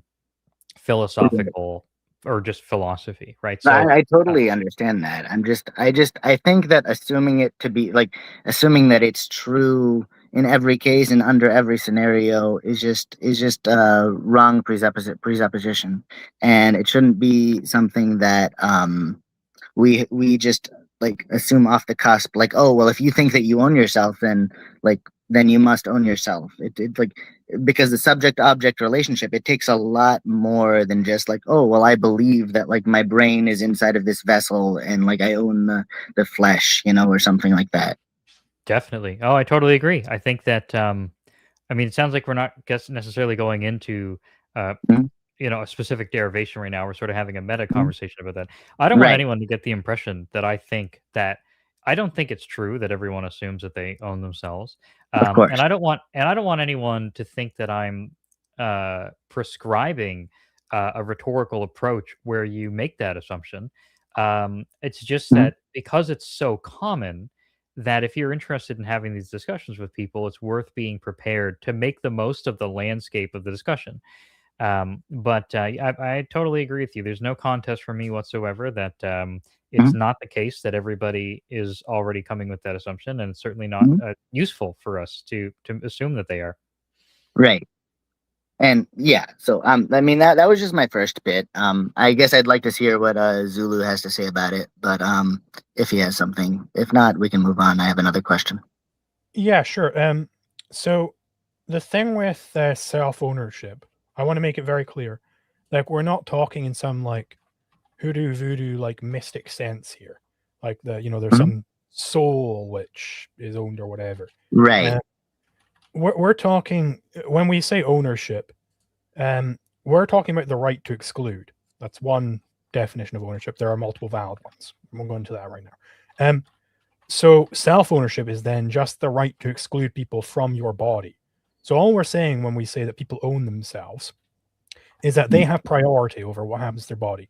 If you want to come in and use my body as a punching bag, well, it's up to me whether that happens. I have the right to prevent you from using my body as a punching bag, to exclude that range of actions and any sort of actions that I don't want to happen. That's basically all we're saying. Okay. No, sure, and I agree with that, but I'm just like, I'm wondering where that philosophically comes from. So in my view, it comes directly from the non-aggression principle. It's about Okay. as clear as you can get as far as I'm concerned. So the non-aggression principle says that the latecomer, the person who is initiating this conflict, they are in the wrong. Okay, so then let's consider the very simple case of, Crusoe and Friday on the island. Crusoe punches Friday. Well, Mhm. clearly there's a conflict there, right?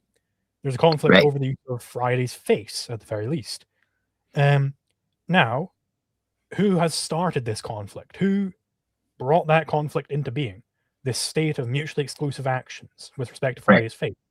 Well, Friday was just kind of trucking along already and doing his own thing. He was using his face as he normally uses it for, Right. makeup on there or what have you. And then Crusoe made there be a conflict over that face.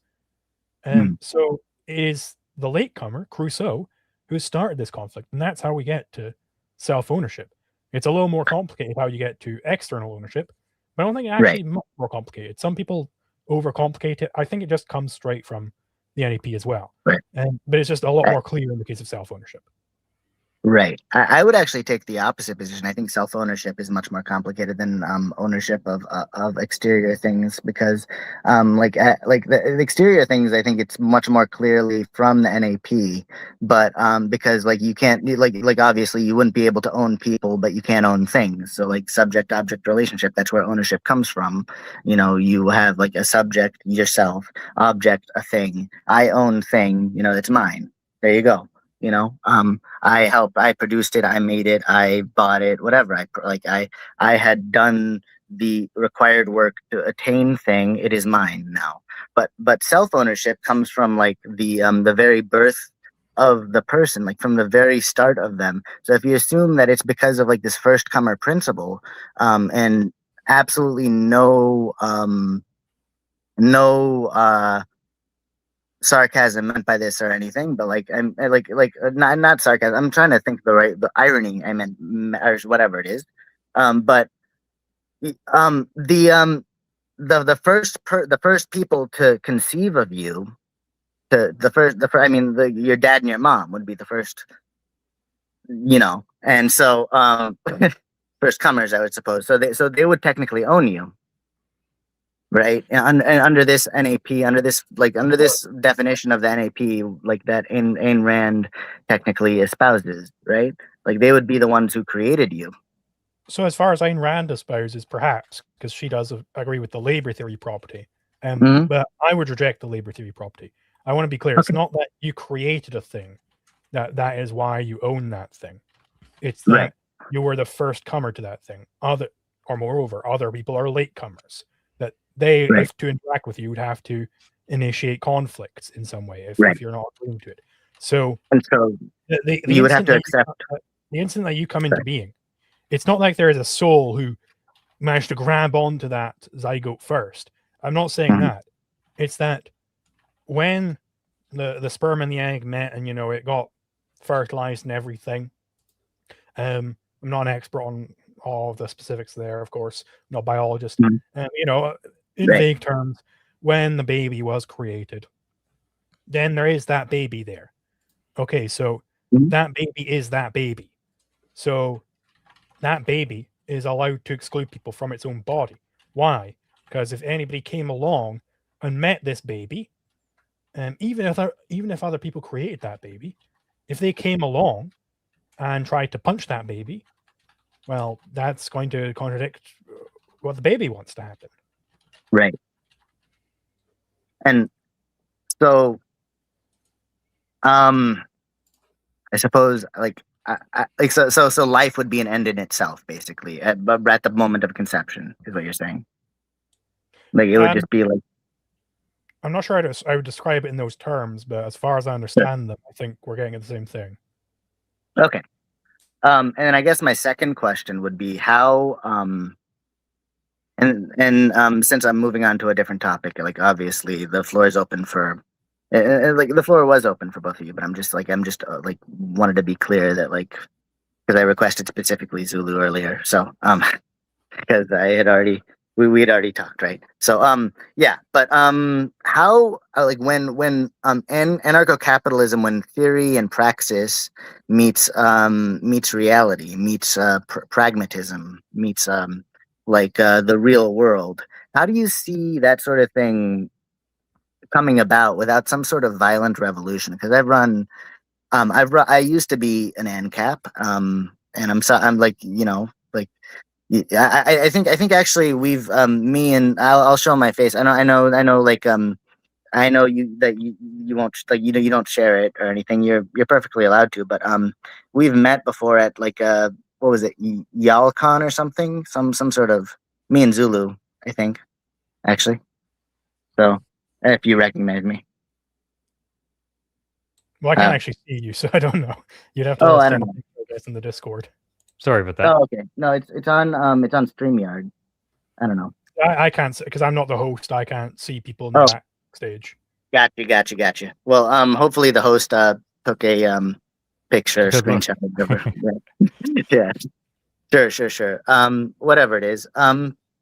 But yeah, the whole idea behind anarcho-capitalism seems to be boggled down when it meets reality, to me, by the fact that people, first of all, people are, it's like a pyramid effect where you have different levels of things that are blocking us from the reality of having an anarcho-capitalist paradise or utopia or whatever have you. But the first one seems to be that people are very innately, a lot of people seem to be at this point stupid. Like not innately, that's the wrong word, but like the Frankfurt School and all this stuff, and up to this point in history, people are very generally stupid. Not smart enough. That's a better way of putting it. Not smart enough for an ANCAP to come about. Yeah, that's right. Then the second thing I would say is that people are too manipulative. Not necessarily evil, because that's another one, but people are too manipulative and game the system to benefit themselves. Hold on, sorry, I have to move around. And then the third thing, and it's not necessarily a bad thing that people are always manipulative, but like it can be, is all I'm saying. And people usually don't do it in the right way. Is what I was always like. Don't do it in a socially ecological way. Whatever it is. But and then the third thing that comes in the way is people are not necessarily good. They're evil. There's a lot of evil out there. So it's like and then you get less of them as you go up, because the amount of stupidity is just so exponentially large that the fourth thing I would say is that there's not enough greatness or goodness that is spread throughout society for something to just organically take place like this. And so how do you contend with these poor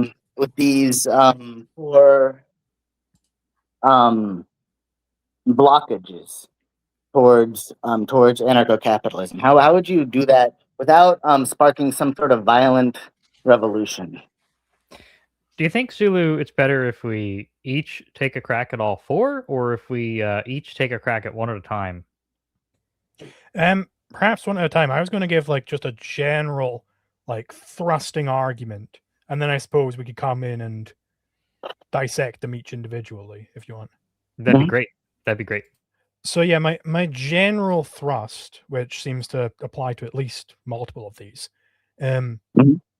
is that, well, yeah, we're not going to have an anarcho-capitalist society unless people are convinced of anarcho-capitalism. Some critical mass of people are convinced. Now, this is true of every sort of society. Now, this is, the people being too manipulative, the people being, stupid, or the people being evil, so on and so forth. Like, all of this kind of falls under the banner of, yeah, indeed, if people are not anarcho-capitalists, then we don't get an anarcho-capitalist society. But if some critical mass is convinced of anarcho-capitalism, then there just simply will become an anarcho-capitalist society. There is nobody on earth who could possibly stop it from happening. just as nobody's been able to prevent revolution from happening ever. Now, it doesn't necessarily have to be a violent revolution. It might be, it might not be. All I'm saying is that if there is this critical mass of people who are convinced of our philosophy, then that philosophy will be existentially realized. Because fundamentally, that society, what society you get, is a result of whatever the philosophy of the day is. The philosophy of the day is more fundamental.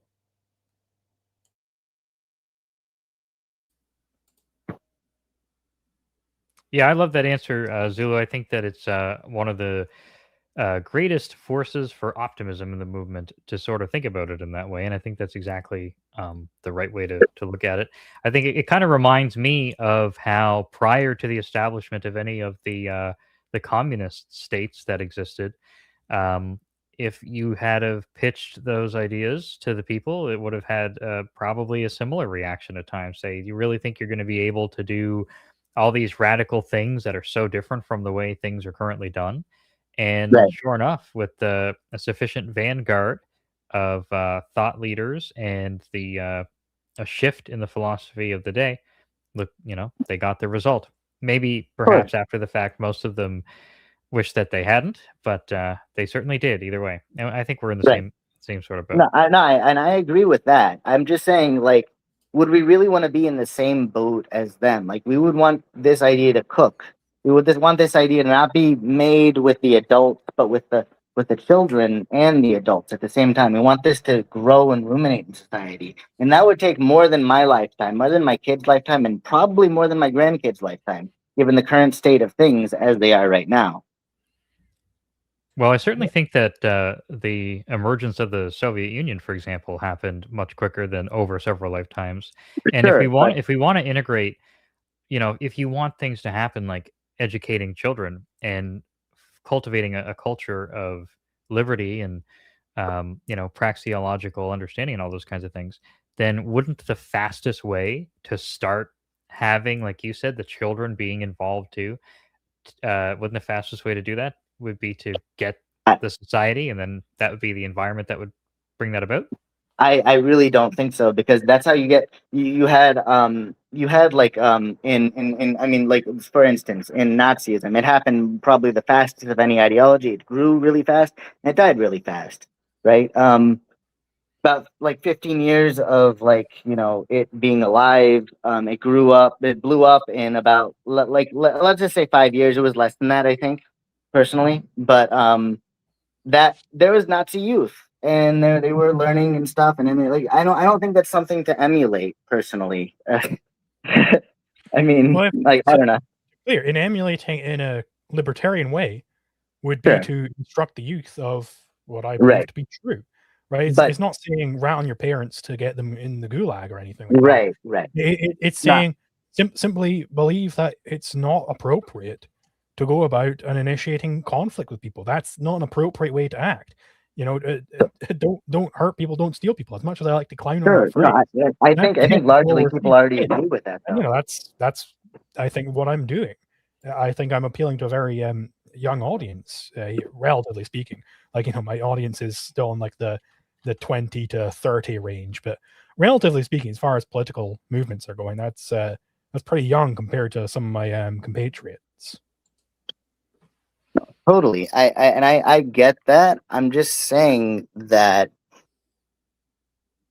when you get to critical mass, you wouldn't want it to happen too early and too soon, or too quickly. Because in some I don't there think there was is Nazi too early. youth, there was communist youth, and they did, like, turn against their neighbors, they turn against their friends, and they said, "You're not living by my principles, and therefore I don't agree with you." And when you do instruct children, I think you have to be very careful about it, and you can't just apply broad principles with blunt strokes. Well, that's exactly Well, what you got to do. Like, for them, like, again, what it looks like for communists to say you're not living by my principles, to their neighbors, is that they drag their neighbors out onto the street and beat them to death. That's what it looks like, Right. right? But for us, it looks like I'm not going to engage with you. I'm not going to give you my sanction. I'm not going to accept your, like, arbitrary rules. Like that's what it looks like, which is a lot more, peaceful than the communist comparison is. Yeah, I'd like Right. to point out as well that we can't, at least we shouldn't start from the assumption that all ideologies are simply on equal footing here, so Sure. that one ideology's failures either condemn its all of its ideological neighbors, or also to just ideology in general. But the fact of the matter is, from a historical point of view, if we look at the Nazis, I think you mentioned already, like the Mhm. Third Reich. Yeah. Well, what contributed to their downfall, right? They had a philosophy that was naturally oriented towards aggression, and this brought them into conflict with their neighbors, and that is one of the major Sure. factors that brought them down. This is not something that's present in what we're advocating for, so it can't automatically be assumed that if we were to pursue, um, a sudden change, that this would be automatically brought down, because we can see just from looking at the face value of what each of Mhm. these ideologies prescribes that we're not we do not have the same problems fundamentally that they do. Okay.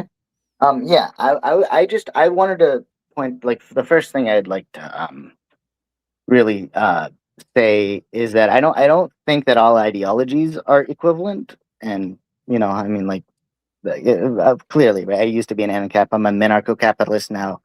Um, I just don't see it in my lifetime, and I think I should advocate for things that I can, like, actually achieve. Right? I'm a Friedmanite, sort of, economically and maybe even politically. Um, so I guess what I will say is I do think all people are somewhat equivalent, not exactly equivalent, obviously, but somewhat equivalent, and I think that's mostly agreeable.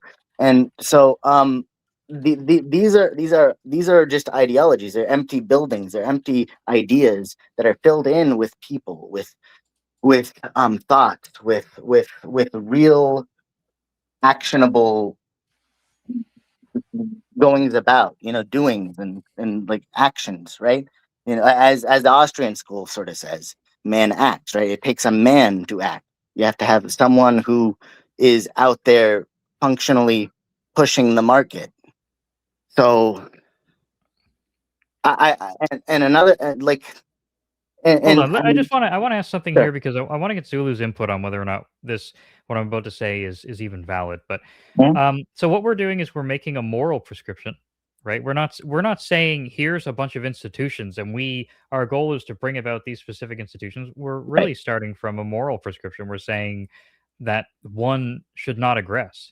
And so there's a moral prescription. And what I'm hearing from you is that you can't conceive of a way in which that can happen inside of your lifetime. So I want to say, if I wanted to be real debate bro, the first two things Mhm. that come to mind is that nothing about it being achievable in your lifetime is necessary to satisfy. We don't need to satisfy that criteria. That's not a Right. logical thing. That's just you're saying I would just prefer to win the lottery. I Right. wish, and the other thing is, Right. um, I had 2 of them and then I lost them because I have such a goldfish memory. But the thing that I think Mhm. is more interesting is, like, we already agree, for example, that murder is wrong. So murder is Right. exactly comparable to the non-aggression pact in that it's a prescriptive Right. statement. We're saying you shouldn't aggress, you shouldn't murder. But right now in our society, we have a society that's absolutely, depending on where you go, murder is rampant in some areas. Right. Certainly wherever you are, the one thing that's incontrovertible is that murder is far from having been eradicated. So instead of Zulu and I saying you Mhm. should not murder, should we think to ourselves, or does it even make sense for us to think to ourselves, well, I've noticed that I'm not aware of a plan that would allow me to eradicate murder within my lifetime. So I should really stop saying murder is wrong. I should back it up to murder is wrong sometimes, and then that way I might be able to conceive of a I goal that I can get in this life. well, I would probably. I don't think, like, we're not arguing about, like, what people consider as principles. We're arguing about how those principles become into actionable ideas and how they, like bring their thrust into reality. So, like, I just to the idea that, like, that murder is wrong. I of course I agree, and of course, like if I was in a place that murders happen, I would probably say, well, we should kill the people who are murdering people. I would probably say murder isn't wrong. We should like I wouldn't like I would say like there's only one way to stop this permanently, and it's to set an example and finish it. And so like I don't understand like if like we don't. I mean, I'm not sure like whether we disagree, but like if we do, I'd love to hear your thoughts. So, I mean, are you operating on the premise that if you were to go out and punish the murderers Yes. and kill them in return, that that would itself be murder? No, I'm not operating under. I mean, it depends on how Right. you do it, of Then, course. But so then the way to deal with murder is indeed to kill off the murderers, but to do that, you have to right, have as a premise that murder is wrong.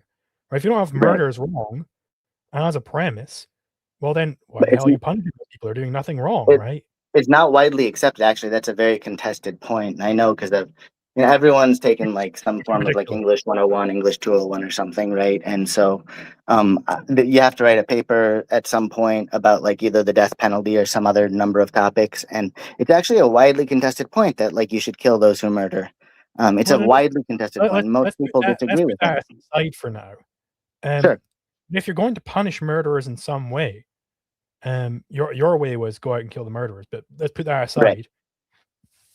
You're going to have as a prerequisite premise that murder is indeed wrong, right? That's kind of Right. Galazar's point, is that if you don't have the premise that murder is wrong, how are Right. you ever going to deal with murder?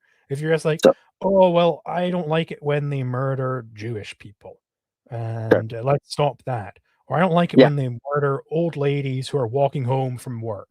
Yeah. If you just kind of chip away at it like that, well, it's like, well, what's the fundamental principle here, man? Don't you think in principles? Yeah, no, I do, of course I do, but I think in statistical realities as well, and I think of in ways that like who so let me go on sort of like a minor tangent here, and I'll say, how do you enforce that in an anarcho-capitalist society? Like suppose you have your anarcho-capitalist state, right? You have Ancapistan. How do you enforce that murder doesn't happen? Do you just say, oh well, we have the nap as a law, and if you don't do the nap, then like is it an eye for an eye? Is it Hammurabi?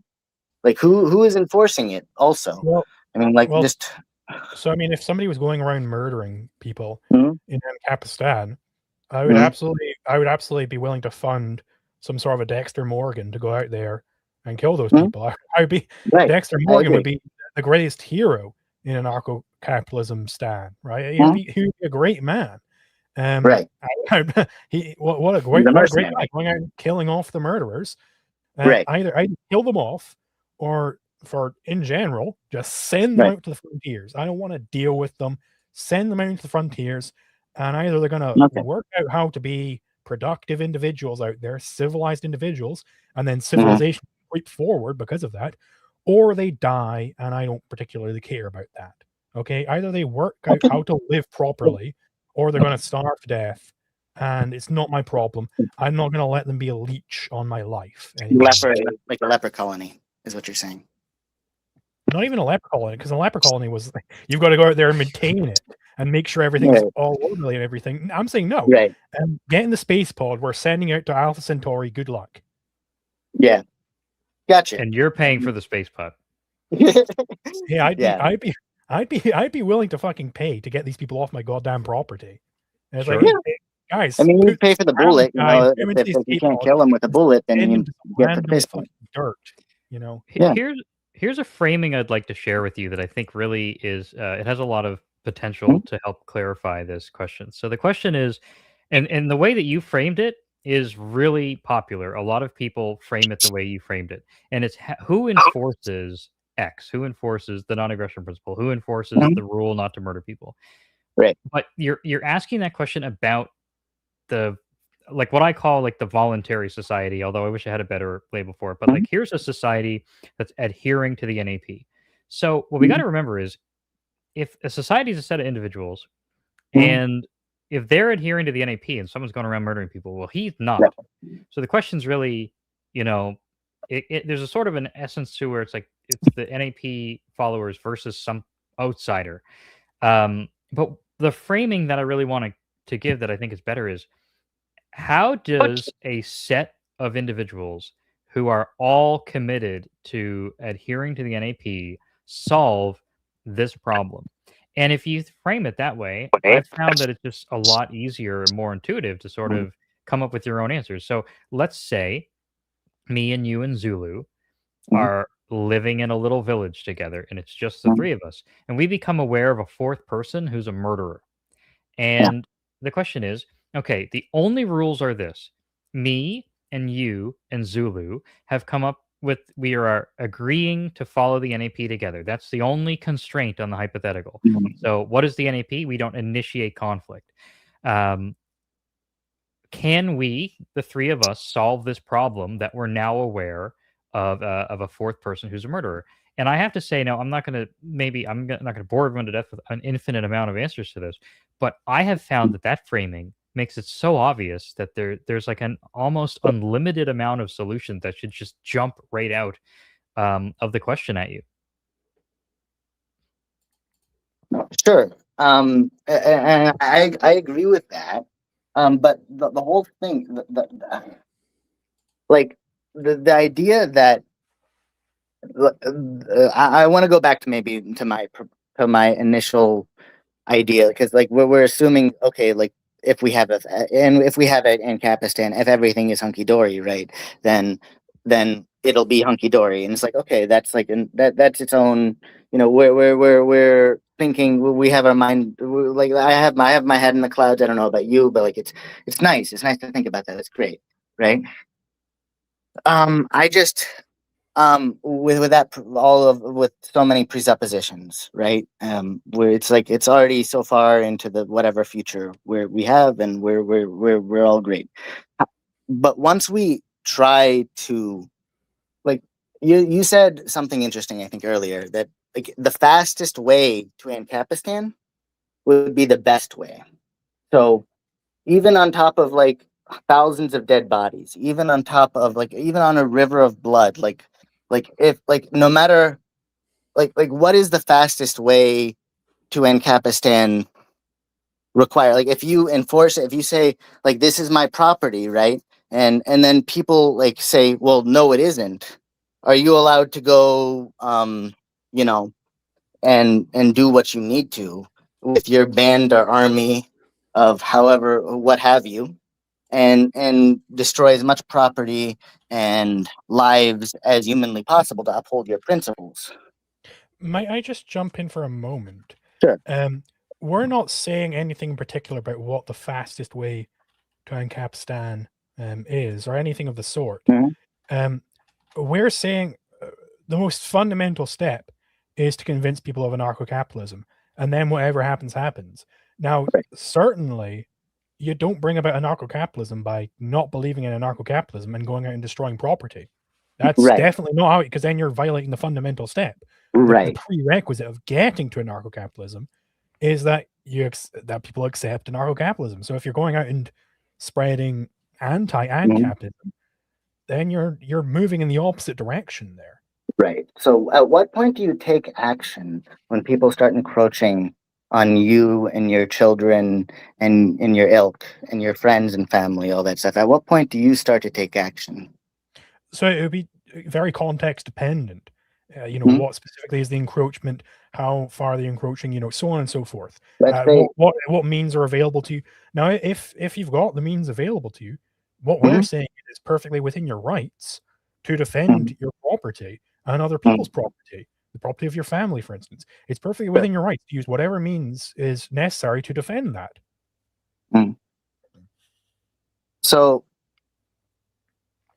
at some point you have to say, like, so you would say that, like, oh, the United States is becoming too communist or too like just to clarify, we're not going to make any seditious language here.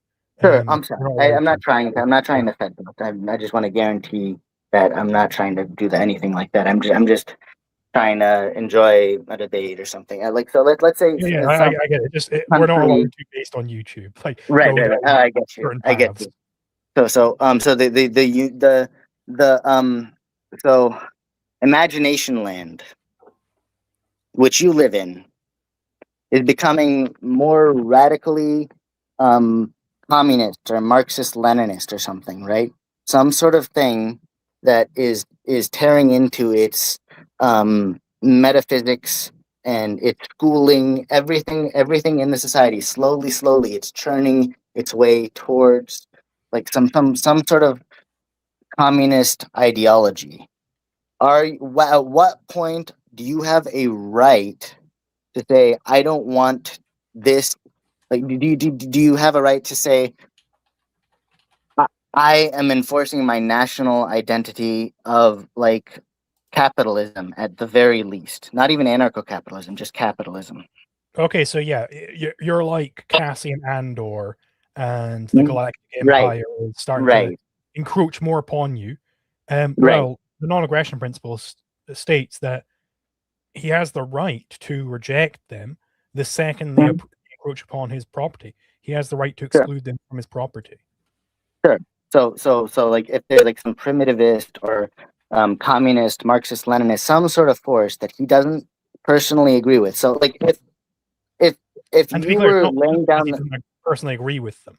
It's because he has Sure. property rights. It's not Right. just, well, if Right. anybody doesn't agree with anybody else, then they're allowed to just do whatever they want. Right. I totally understand. I'm sorry. I'm just yeah. I understand. I'm just a little tired from the day. I've been I've had quite a day. So but anyway, so the idea is that like once they start encroaching on your property and trying to enforce their ideas onto you, then that is beyond their control, and they should not have that right, is what you're saying. It's not that it's beyond their because people definitely can control the property of No, others. of course, yeah, And it's like beyond their philosophical like it's idea. the second that the Galactic Empire comes in and they start aggressing against people, that's when they're in the wrong. And Right. people they're aggressing against have the right to exclude them from that aggression, from that aggressive action in particular. Right.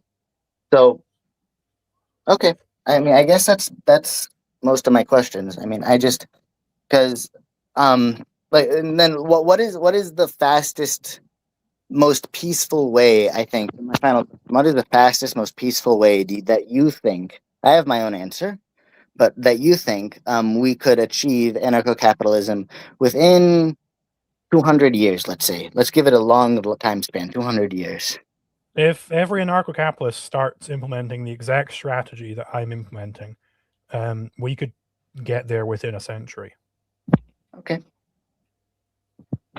And I will say also, I think I might remember you. Were you the guy who was at the lunch table with us? Yes. Yeah. Exactly. Yes. Yes, I remember you from your positions.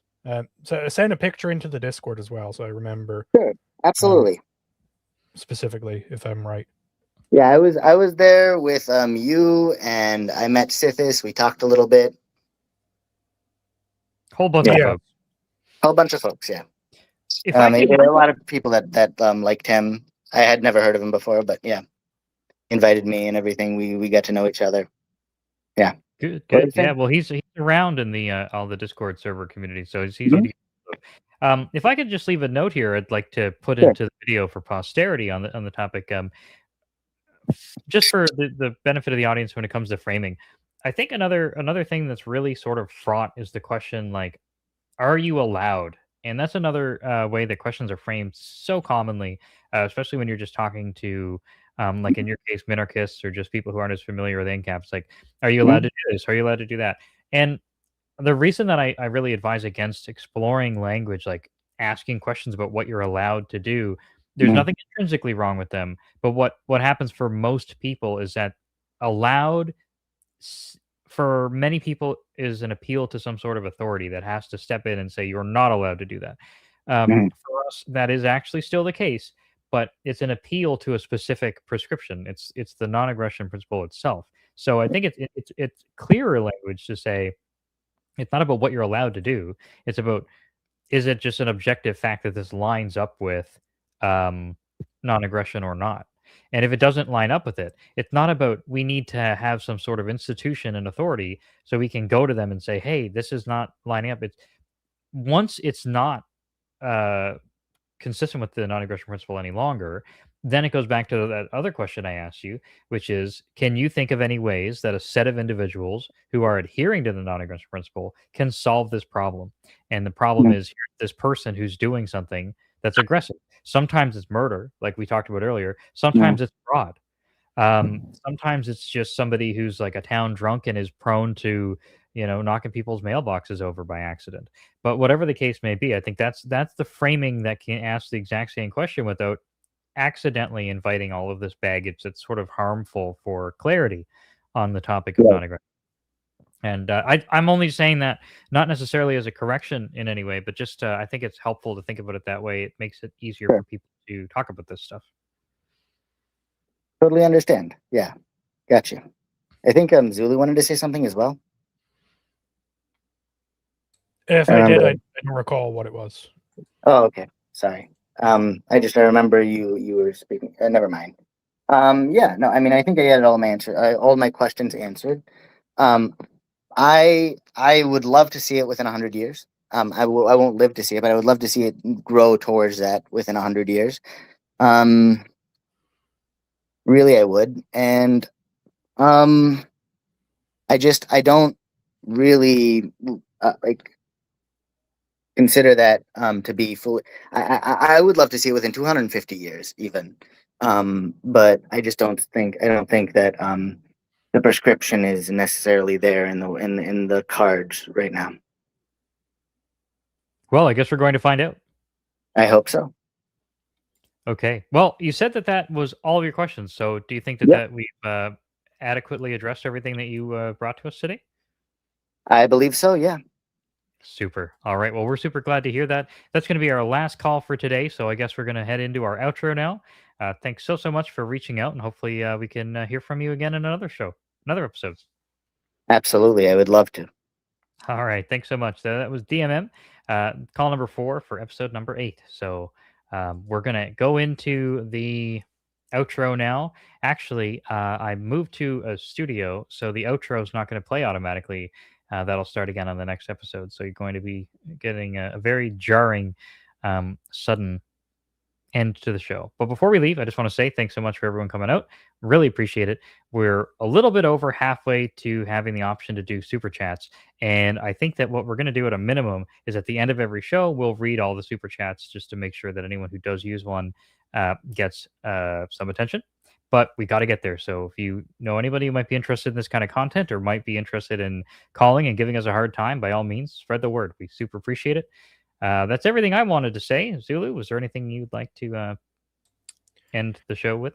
Yeah, no, definitely. Everybody who's watching should subscribe because then you can super chat to the channel and it'll we got to reach that threshold. I don't normally think it's a good idea to call for subscribers because it's mostly a vanity metric, but in the case of very small channels, it's actually incredibly useful to have subscribers because then you can get monetized. Beyond that, I don't really care if you subscribe or not. It doesn't really matter much.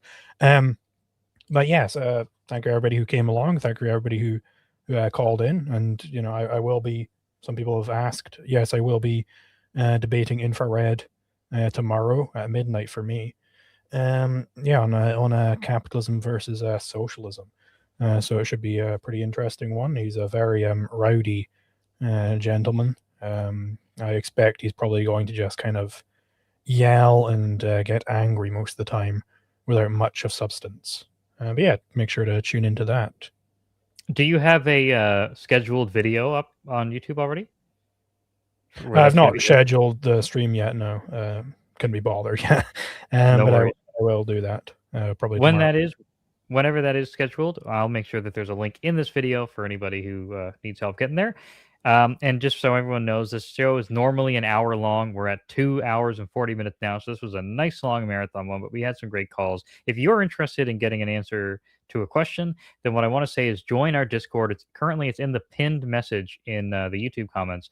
Go into that Discord. There's a great community there, but also you join the voice channel during the show and our call screener will pull you in here where you can have your questions asked on air. Otherwise, if you're just sending a text question, we only read them if there's no calls. And like you saw today, we had a lot of calls, or at least some long ones. So I think that that's pretty much the whole kit and caboodle. So I'm going to end the stream. Thanks so much, everybody. We'll see you next week, Saturday at 5 p.m. Atlantic Standard Time.